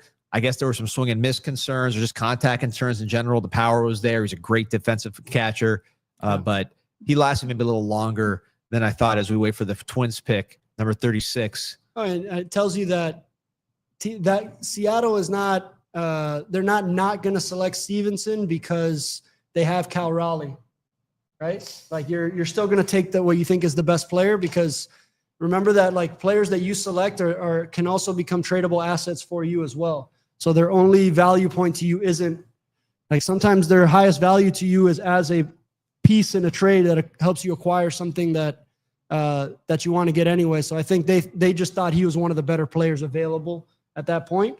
And it shows you, like, they have the safest, most valuable catching asset in all of baseball right now, signed to a long-term extension with Cal Raleigh, and they're still taking the college performing catcher. And also the catching position. Don't they have a prospect too that's a catcher? Harry Ford. Yeah. Harry Ford. Well, there you go. And I'd also say that the catcher position is the one that's due for the most timeshare. So like you need two guys anyway, right, to play that position, especially with the DH. If you have the DH available, which everyone does, I wouldn't pencil in any catcher for 162. I actually wouldn't even pencil him in for 120. You shouldn't.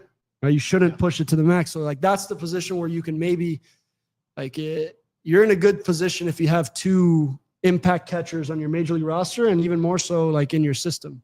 Like that's the tradable asset component is important to keep in mind. I think when you have a long-term catcher signed to you and you just selected an advanced college catching player. So that just tells me like, oh, this is too much value at this point in the draft to not select it relative to other things available.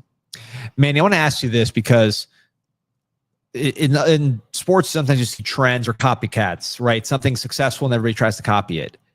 One thing that surprised me about this draft is last year you had a ton of college position players. And if you go fast forward now, Kurtz is in the big leagues. Christian Moore's in the big leagues. Caglione, Chase Burns, right? You go up and down the line. Cam Smith is one of the better outfielders around right now. So theoretically, you'd say, okay, well, if this worked last year, we'll just try to replicate that this year and elevate college position players. But it looks like it's been the opposite, and there's a ton of college position players come out the board at the end of the first. How do you see that? Is that just case-by-case basis, and there's weaknesses in the profile? I think so. I think that every year is completely different than the next one. I think that, the fact that one trend or one demographic worked last year's draft doesn't mean it's going to always work the same. So I think that, that's why the draft meetings are so important, right? Like, because that's when you fully understand where like the biggest strength of the draft is in terms of position, in terms of different profiles, in terms of junior colleges, high school versus college. So I think that the more prepared you come to the draft and the more you can zoom out and be ready to attack the different demographics, I think the better off you're going to be. But you are constantly adapting pick after pick, and you're thinking about, slots, you're thinking about a bunch of things, but you got to let the draft and picks talk to you. It's interesting because I had heard with the Marlins that they don't want to get a college player. They're all about, the high school shortstops. And then, like you said, it comes to them and then they get Arquette. So sometimes what we think there is their demographic that they prefer is not always the case. Sometimes that's how it falls. Pick coming off the board here, Slater to Brown. I want to talk about this guy. Another Oregon player. Like I said, Pacific Northwest just rolling. But this is a guy, and I'll pull up his highlights because he's just he's fun to watch, man. Little guy, lefty, can fly, can impact the ball for his size, and has some defensive value in the outfield. But he is a little dude, man, from Bend, Oregon, which is this is where the last blockbuster. The last blockbuster video is in Bend, Oregon. Fun fact: it's like dry area. It's right there on the other side of the mountain in Oregon. So it's not like the giant trees that you associate with Pacific Northwest. It's a little drier. But this guy is just a fun player to watch. Orioles draft, as far as entertainment value, I got to put it at the highest point when they close it off with Slater here as I play his highlights. But definitely not someone who fills the uniform out like you were saying, but interesting dude and just a terrific athlete. Yeah, so this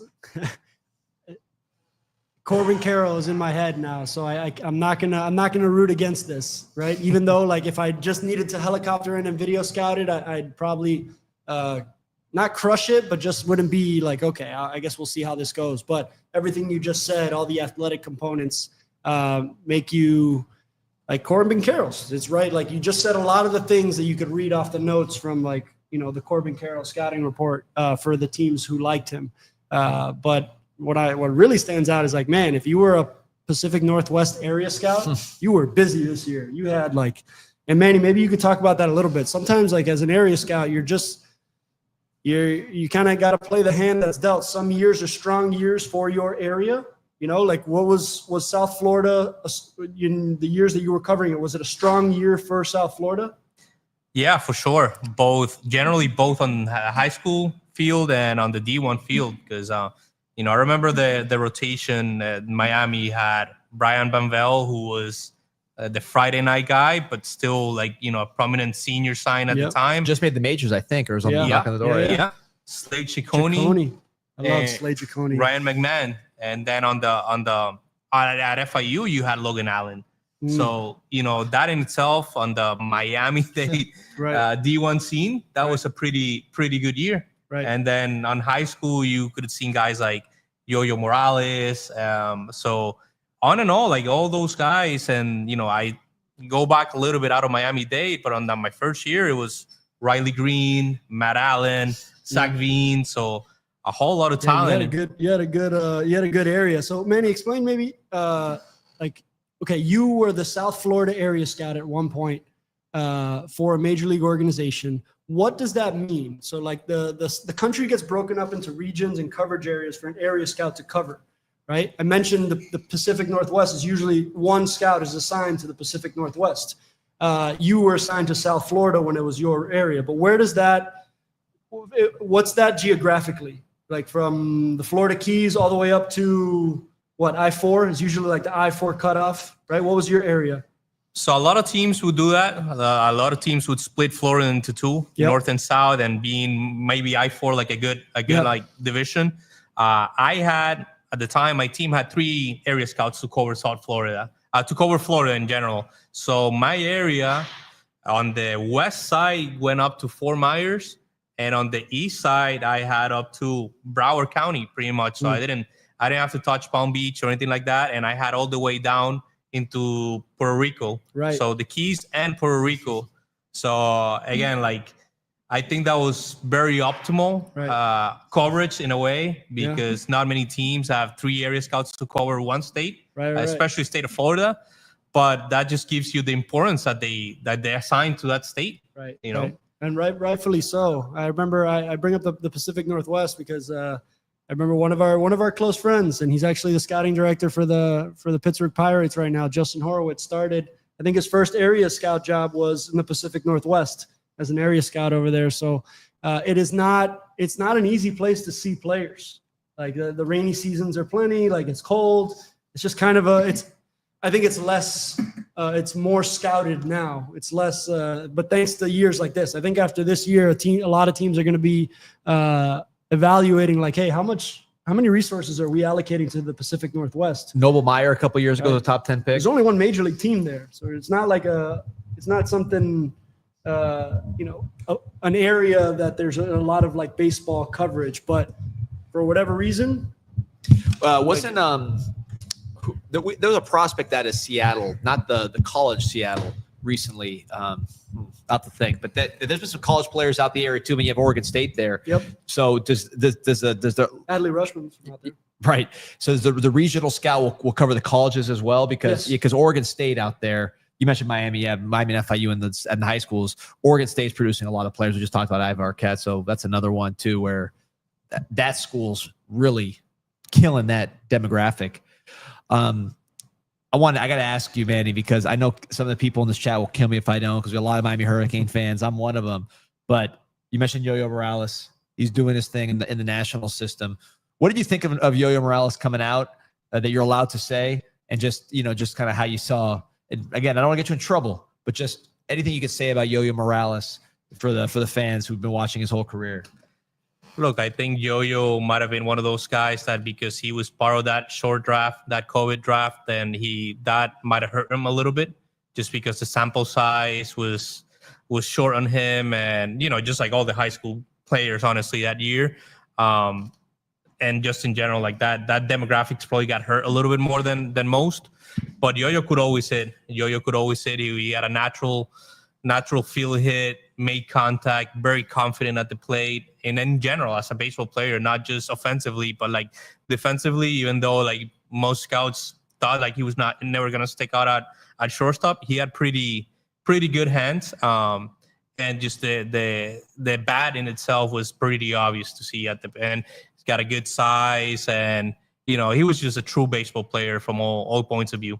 I know Miami fans wish you did more with that, just from a team winning standpoint. Wish you did more with those guys, because when you go back and look, those Miami Hurricane teams have a lot of guys that are either in the majors or knocking on the door. I mean, CJ Kafis, you see what he's doing. I mean, I'm surprised. Ciccone. The Ciccone, yeah, the Guardians do pretty good with these guys too. I saw Ray Schlesinger was throwing well in the minors. They seem to like all these guys, as I guess a lot of people do. Alejandro Rosario was someone that got asked about specifically here. Canes Cat want to know about what you thought about Rosario. I know it's a sore subject for Canes fans because the guy went from a guy with a 7 ERA to maybe the best pitching prospect in baseball before he got hurt. I know some people told me that he was kind of heading in that direction before the injury this year.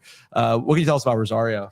So Rosario was a pretty famous guy when he came to the scene. When I came over, he was, I think, already in his senior year out of high school.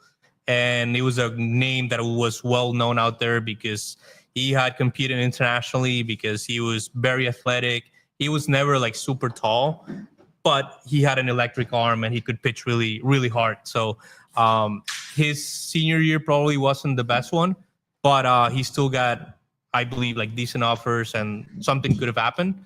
But long story short, he ends up going to Miami, ends up having the career that he has. But he was always an excellent kid, extremely athletic. That was one of the things that, even though he wasn't like this super tall, like 6'3", 6'4" arm, like he was always very athletic and always a true competitor on the mound. So I'm really happy because I got to scout him a little bit and got to know him a little bit. So I'm really happy to where the success he's had so far in his career. Do you think that athleticism is what allowed him to adjust to whatever he adjusted? He obviously made adjustments because he's a different pitcher at the pro level than he was in college. Do you think the athleticism helped him work on whatever needed to get worked on? 100%. I think that we always, and Adrian and I kind of like grew up with this mantra that athletes can make adjustments. So I think that that's one of the factors that definitely has to go in. I think that makeup and aptitude is another one. You got to be willing to go through some changes and got to be willing to try out new stuff. And I'm sure the Rangers did a lot of things with him because, where they got him and the value that he's provided to the organization has been really good so far. The Rangers picked the Marlins pocket. I remember being in that draft room, and you were like set up, ready to select him with your next pick. Oh, I didn't know that. How many picks ahead of the Marlins the Rangers selected, but it was that's one where that felt like a scout would drive the value of that pick, because you're like, don't look at the ERA, like look at how this arm works, look at I've seen electric shit in here before, and I think what's interesting, I think MLB's not going to like this, but I don't think that there was a single player at the draft. There wasn't. In fact, that was a conversation about what to do with the draft, and I was going to ask you about that. Nobody is there. I don't understand this. The draft to me should be peaking right now as college baseball gets better and you have more names that people know. Yep. I can say just me as a fan who is not a scout. I know these guys from an outside perspective. So I probably know more players now than I ever have because of the emergence of college baseball and just the higher visibility. There's more networks or social media. So this. Yeah, right. Exactly. This should be a better event from an MLB perspective. Unusual that they haven't been able to get that done.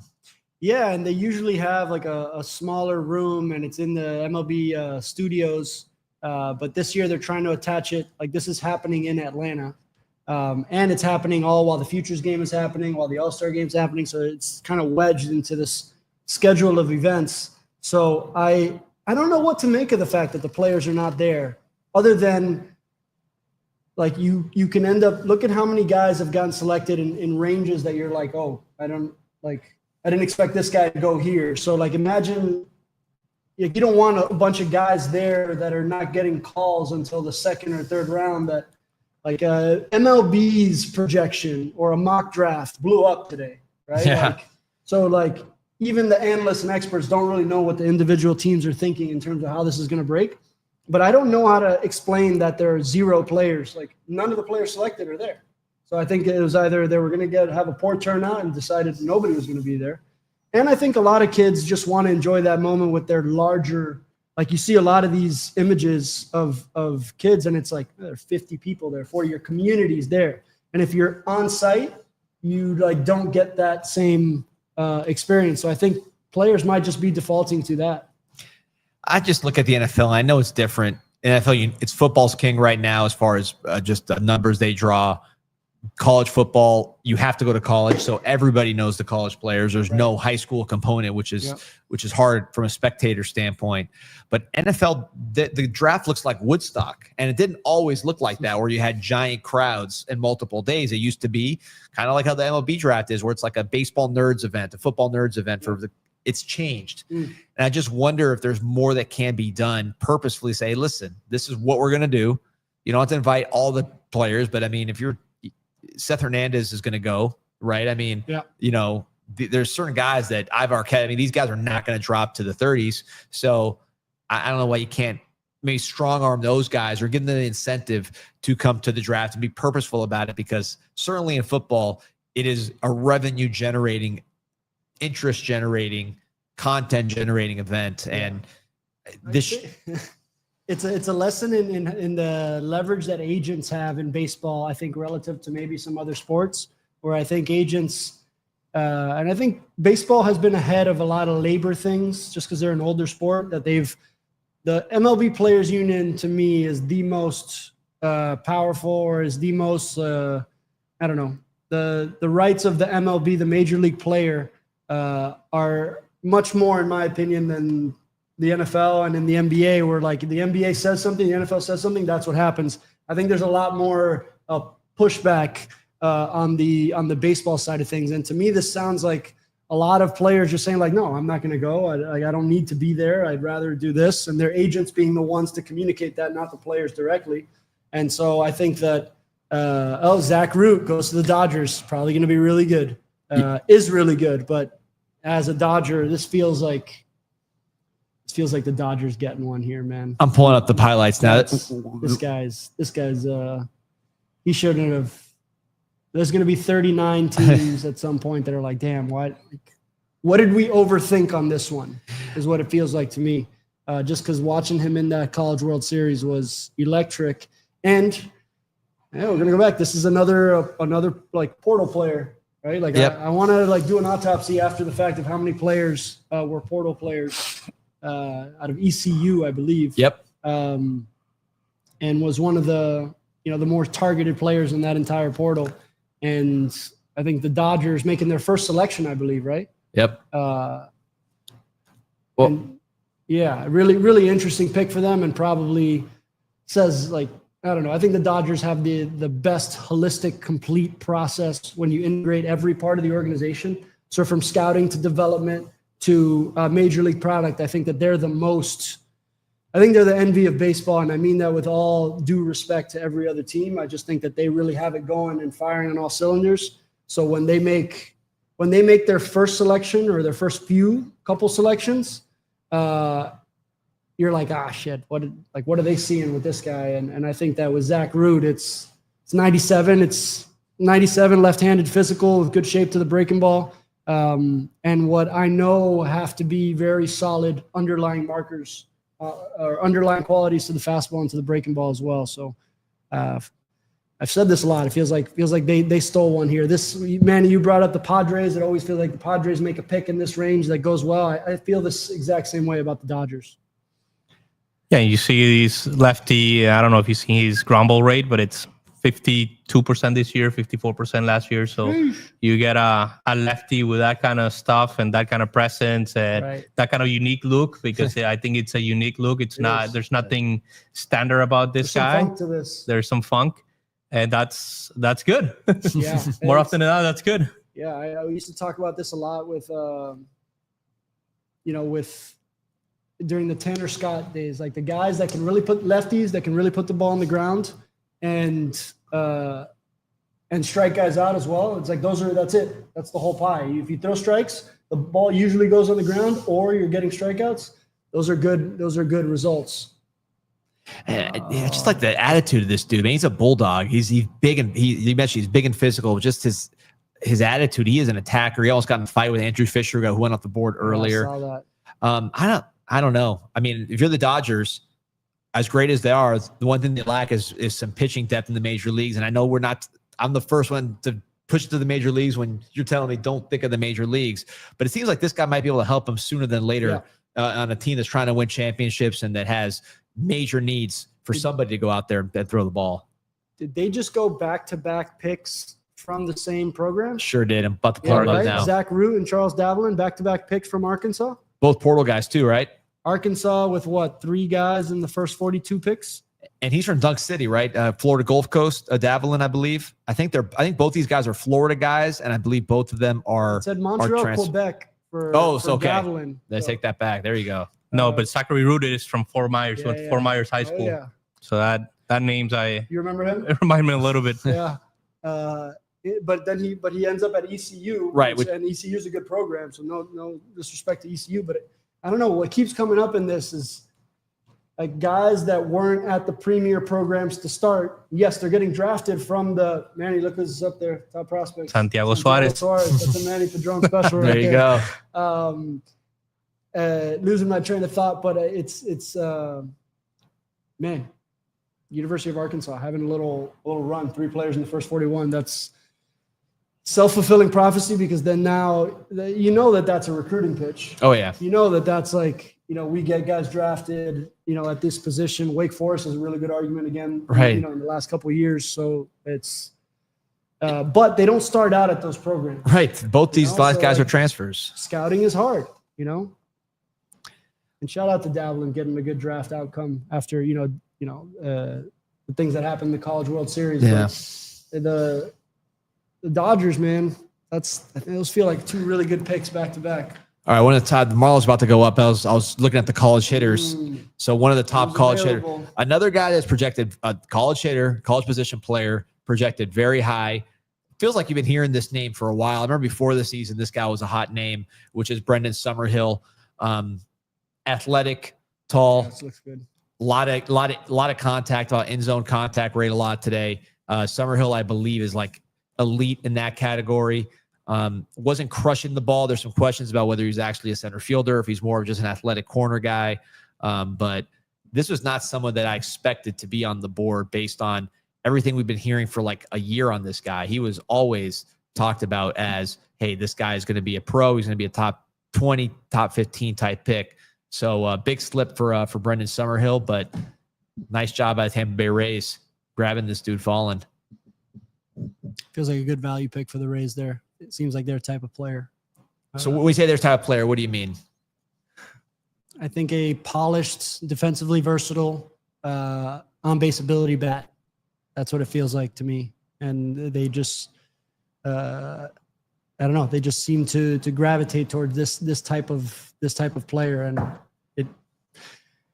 I guess that's a subjective take. It just does feel like a Tampa Bay Rays type of selection. Pretty swing. We talked about the pretty swing. This one is lefty. It's a little cheating, but man, this is a good looking swing. Manny, as you look at the numbers, does the reputation for contact hold up?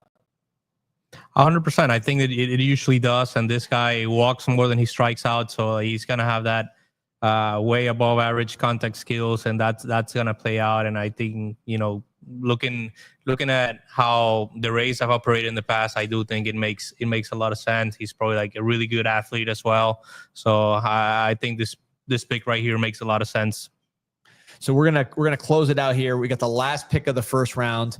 G's still in the house. We still got the Marlins fans in the house. We're trying to bring back the teal and black, as you can see from what I'm wearing here. After Morgan Wallen wore it out there in the Pack Stadium, the bring back teal and black movement is emerging. It's going national.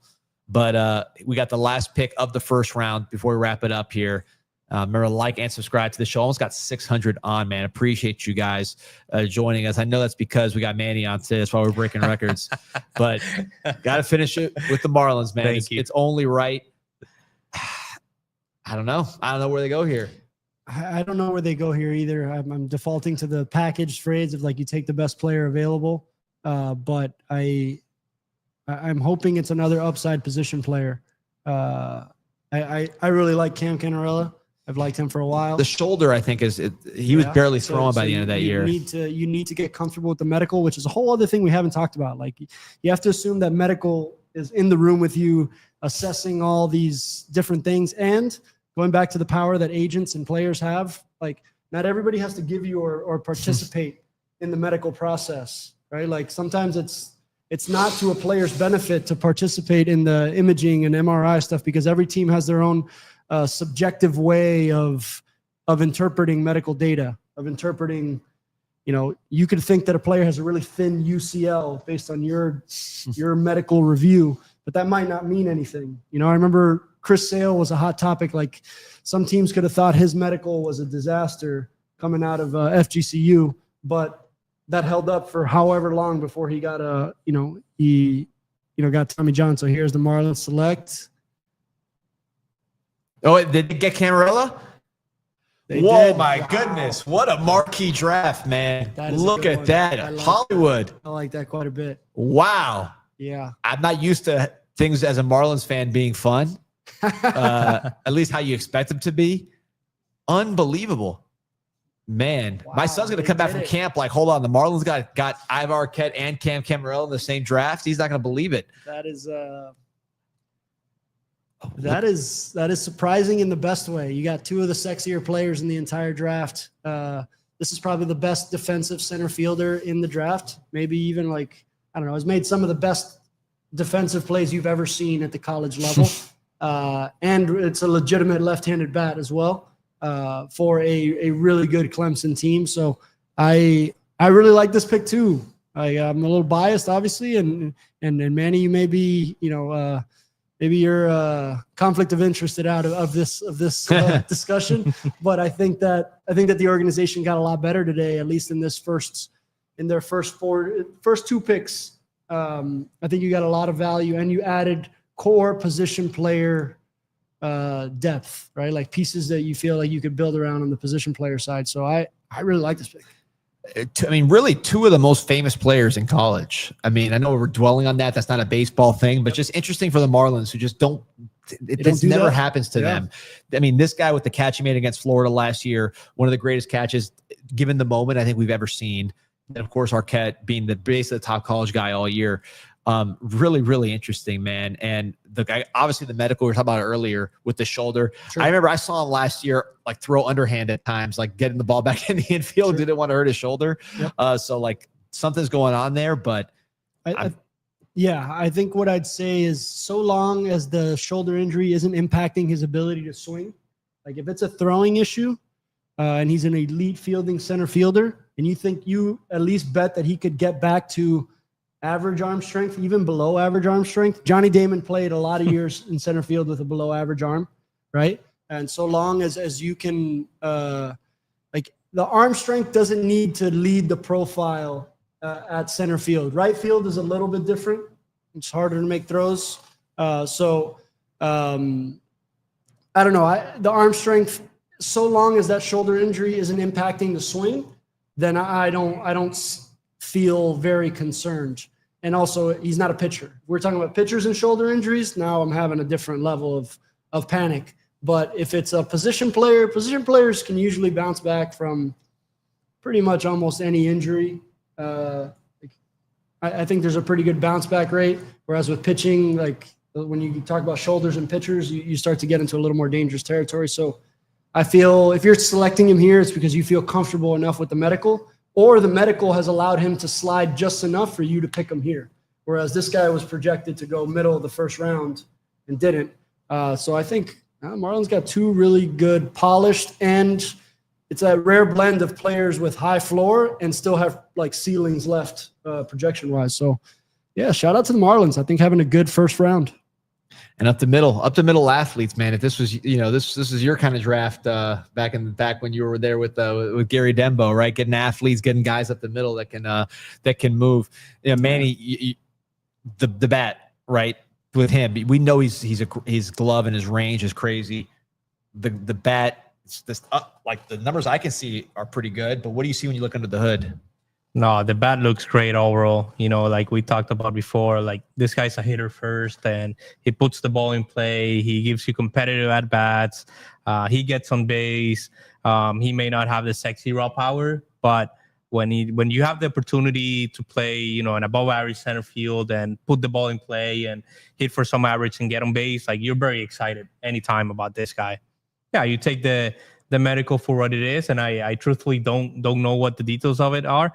But this is a really interesting profile, like, and it's if you're a Marlins fan, I think you're excited right now. Yeah, man, I'm definitely excited. I can tell you that right now, and yeah, it's just it's see the catch right here. I don't know how we got this guy. I mean, it's like this never happens to the Marlins. So just the fan part of me gets excited. Now, staying on the fan, talking to scouts, that's what this thing is about. Where fan ask questions to people that look at the game a little differently. Anyone who watched ACC baseball would say this guy was just a magic player in the big moments, meaning if there was a big moment, everybody expected him either to get the hit or make a great catch, and he didn't always deliver, but he delivered more often than others do. It was a real thing, at least as an ACC fan, coach, player. U.S. scouts who take the emotion out of it, right? You're projecting players. You're not there to sell popcorn. Is that a real thing, guys, that have that big moment ability? Is that something that you put in a scouting report when someone that you've watched enough that you know it's not just a good day, and you say they have the ability to rise in the big moment? I think so. I think that's a big part, especially like area scouts, because the area scouts are the ones that see a player the most, so they can get closer. They can figure out like how they compete, like how they interact, how they behave in the big moments, right? Like, and that's something that you often see here at the D1 level with the big programs like Clemson. Guys are always like competing for something, or either in Omaha or near Omaha or about to compete for Omaha. So you want to get closer and you want to see how they compete. And that's a big part of what the area scout does at all levels. I love this. Getting to learn about the different parts of the tree. It's not all the same. The roles, I mean, you're all scouts, I guess, at heart, but it's different roles, different obligations. When you see a player that you're interested in do something in a big moment, it almost like, oh, he has this as well. Because there's something about stepping up and showing up for a big moment that I think baseball is a game of being able to lock in these moments, right? Like very specific, hyper focus in these moments. And so that to me shows an ability to clear the mechanism, right? Like the Kevin Costner for the love of the game, like ability to zone in on a moment and put the same swing you would put in any other situation, you put it here, but in that moment it's harder to do. And so if a player can show you that that's in there, that to me completes your evaluation, or can put a player on a map that might have been in an average range for you, but like for whatever reason has an innate ability to show up in certain moments, right? Like I don't know, I think about this year watching the Hurricanes baseball team, like Jake Ogden would have these like knack, and Cuvée would have these knack for these moments and stepping up in moments. And I think that to me is like an ability to harness focus. And if you could harness focus over sustained periods of time, that's major league success. Manny, as we wrap up here, important question from Mr. Bill. He wants to know what hair product you used for that head of hair. I mean, I learned from the best, so I think the guy here to my right was an elite hair guy. So I'll leave that up in the air for you guys. There's an Old Spice paste. It's a red little bottle, but it's a paste. If you need to know deep cuts, Mr. Bill. Shout out 3 List. Shout out Cultura Talks. But yes, it's an Old Spice pate, if you will. There you go. Look at that, man. So we're over 600 finally. We've been climbing up there right when we were signing off here, get to 300. So fired up about that. 3 List, I agree, man. Real good draft for the Fish. Great draft for Big League shows. It was awesome. Just learning from you guys and really being able to, if you're sitting there watching, you have these questions in your head as a fan. But what this show does, talking to people like you and the fans getting to ask you questions, is pulling it out of you. Like it's like you're sitting in the room with them as you watch this, which is a treat. Now, before we sign off, just overall big picture. I'll start with you, Adrian, then we'll go to Manny. Just your overall big picture on the draft. You've now seen the first round. A lot of work to do, obviously, but from the first round, what is your first thought that you're taking out of here? It's a good question. I think I'll have a different answer tomorrow once I download and process a lot. But like my knee-jerk reaction to what I saw today is a draft without a clear number one, or draft without a clear 1 or 2. But that doesn't mean that like even better players won't emerge from the players that we selected. And then also, like, let's remember this is the first 40 some picks of what is 20 rounds worth of drafting, with major league impact players coming from all ranges of it. So there's still, I can't answer that yet because there's so much draft left, but so it's really more my take of day one or round one. And I think you're seeing a really, like, college baseball is certainly not dead. As exciting as ever with as high upside guys as ever. And a lot of guys movement via the transfer portal. Transfer portal is a big takeaway here for me. A lot of guys that are elevating their draft status by moving to these upper tier programs, proving value there, and then capitalizing. Ethan Conrad, Vahiva Aloy, Ava Arquette, like that. The transfer portal is here, right? And here to stay, I think. So that's a larger takeaway. But also that teams are still willing to go into the high school pool to select upside players, right? And you've seen other teams do it, especially in this first round. Like watching George Lombard Jr. be, the Yankees' top prospect from that later range of the first round. So like you know that while your odds historically are better in the first 5 picks, and like the percentages fall off from there, good players are going to come from this later part of the first round, and a lot of players that we didn't get to discuss in the first round that are going to be 3-4 years from now, dudes as well. So, Manny, what's the big takeaway you have as you walk out of here? I think it was really interesting how it started. And even though like maybe the picks didn't land in the order that most people wanted, I think there were not, when you zoom out and look at the whole first 44 picks, I didn't feel there were that many surprises outside of like the order that players were drafted. But I didn't feel there were many picks that you could question from, first round pick, like, super high risk players. I didn't feel like it was like that. But I think Adrian said it better too. Like, I think tomorrow it's or even later on tonight when we look at pick by pick, we'll have a better picture. But on and all, I think it was a solid day all around. A lot of picks that made sense. I think a lot of teams are gonna walk away really excited from day one. But it's pretty much 10% of the draft that happened today, and a lot of conversations are going to happen overnight. A lot of phone calls are going to be made. A lot of big conversations about strategy, about signability. So it's about to get really interesting for all teams. Well, our 1 overall pick, standing right here to my left, Manny. Appreciate you joining us, man. That was awesome. The Marlins just selected. Sorry, to cap us off. Yeah. The draft is still going. I didn't realize the pick came that fast. ESPN stream. Brandon Compton, another pretty sexy pick. First projected State. First rounder, First rounder, $2.13 million slot value. So the Marlins have gone with 3 polished college position players with upside with their first 3 selections. So if you're a Marlins fan that likes position players or that thinks we need position player depth, I think they're. I see Giancarlo waving his hand back there. So. Good on the Marlins. I really like this draft for them so far. Yeah. After 2 high school position players last year, so just hard to pick a trend. But remember, guys, like and subscribe to the show. We got over 630 on the chat's been awesome. Everybody in the chat, appreciate you keeping this thing rolling. If you're new, like I said, we're on every Monday. Not this Monday because we did this show, but next Monday and beyond. Like and subscribe to the show. This is where you get to hear from scouts like this and really understand the game at a deeper level. It's a lot of fun, man. So again, appreciate you joining us. Like and subscribe to the show. Canes Cat's been asking for a scouting report on Tim Piacente. This whole chat is gonna have to wait. We'll get it.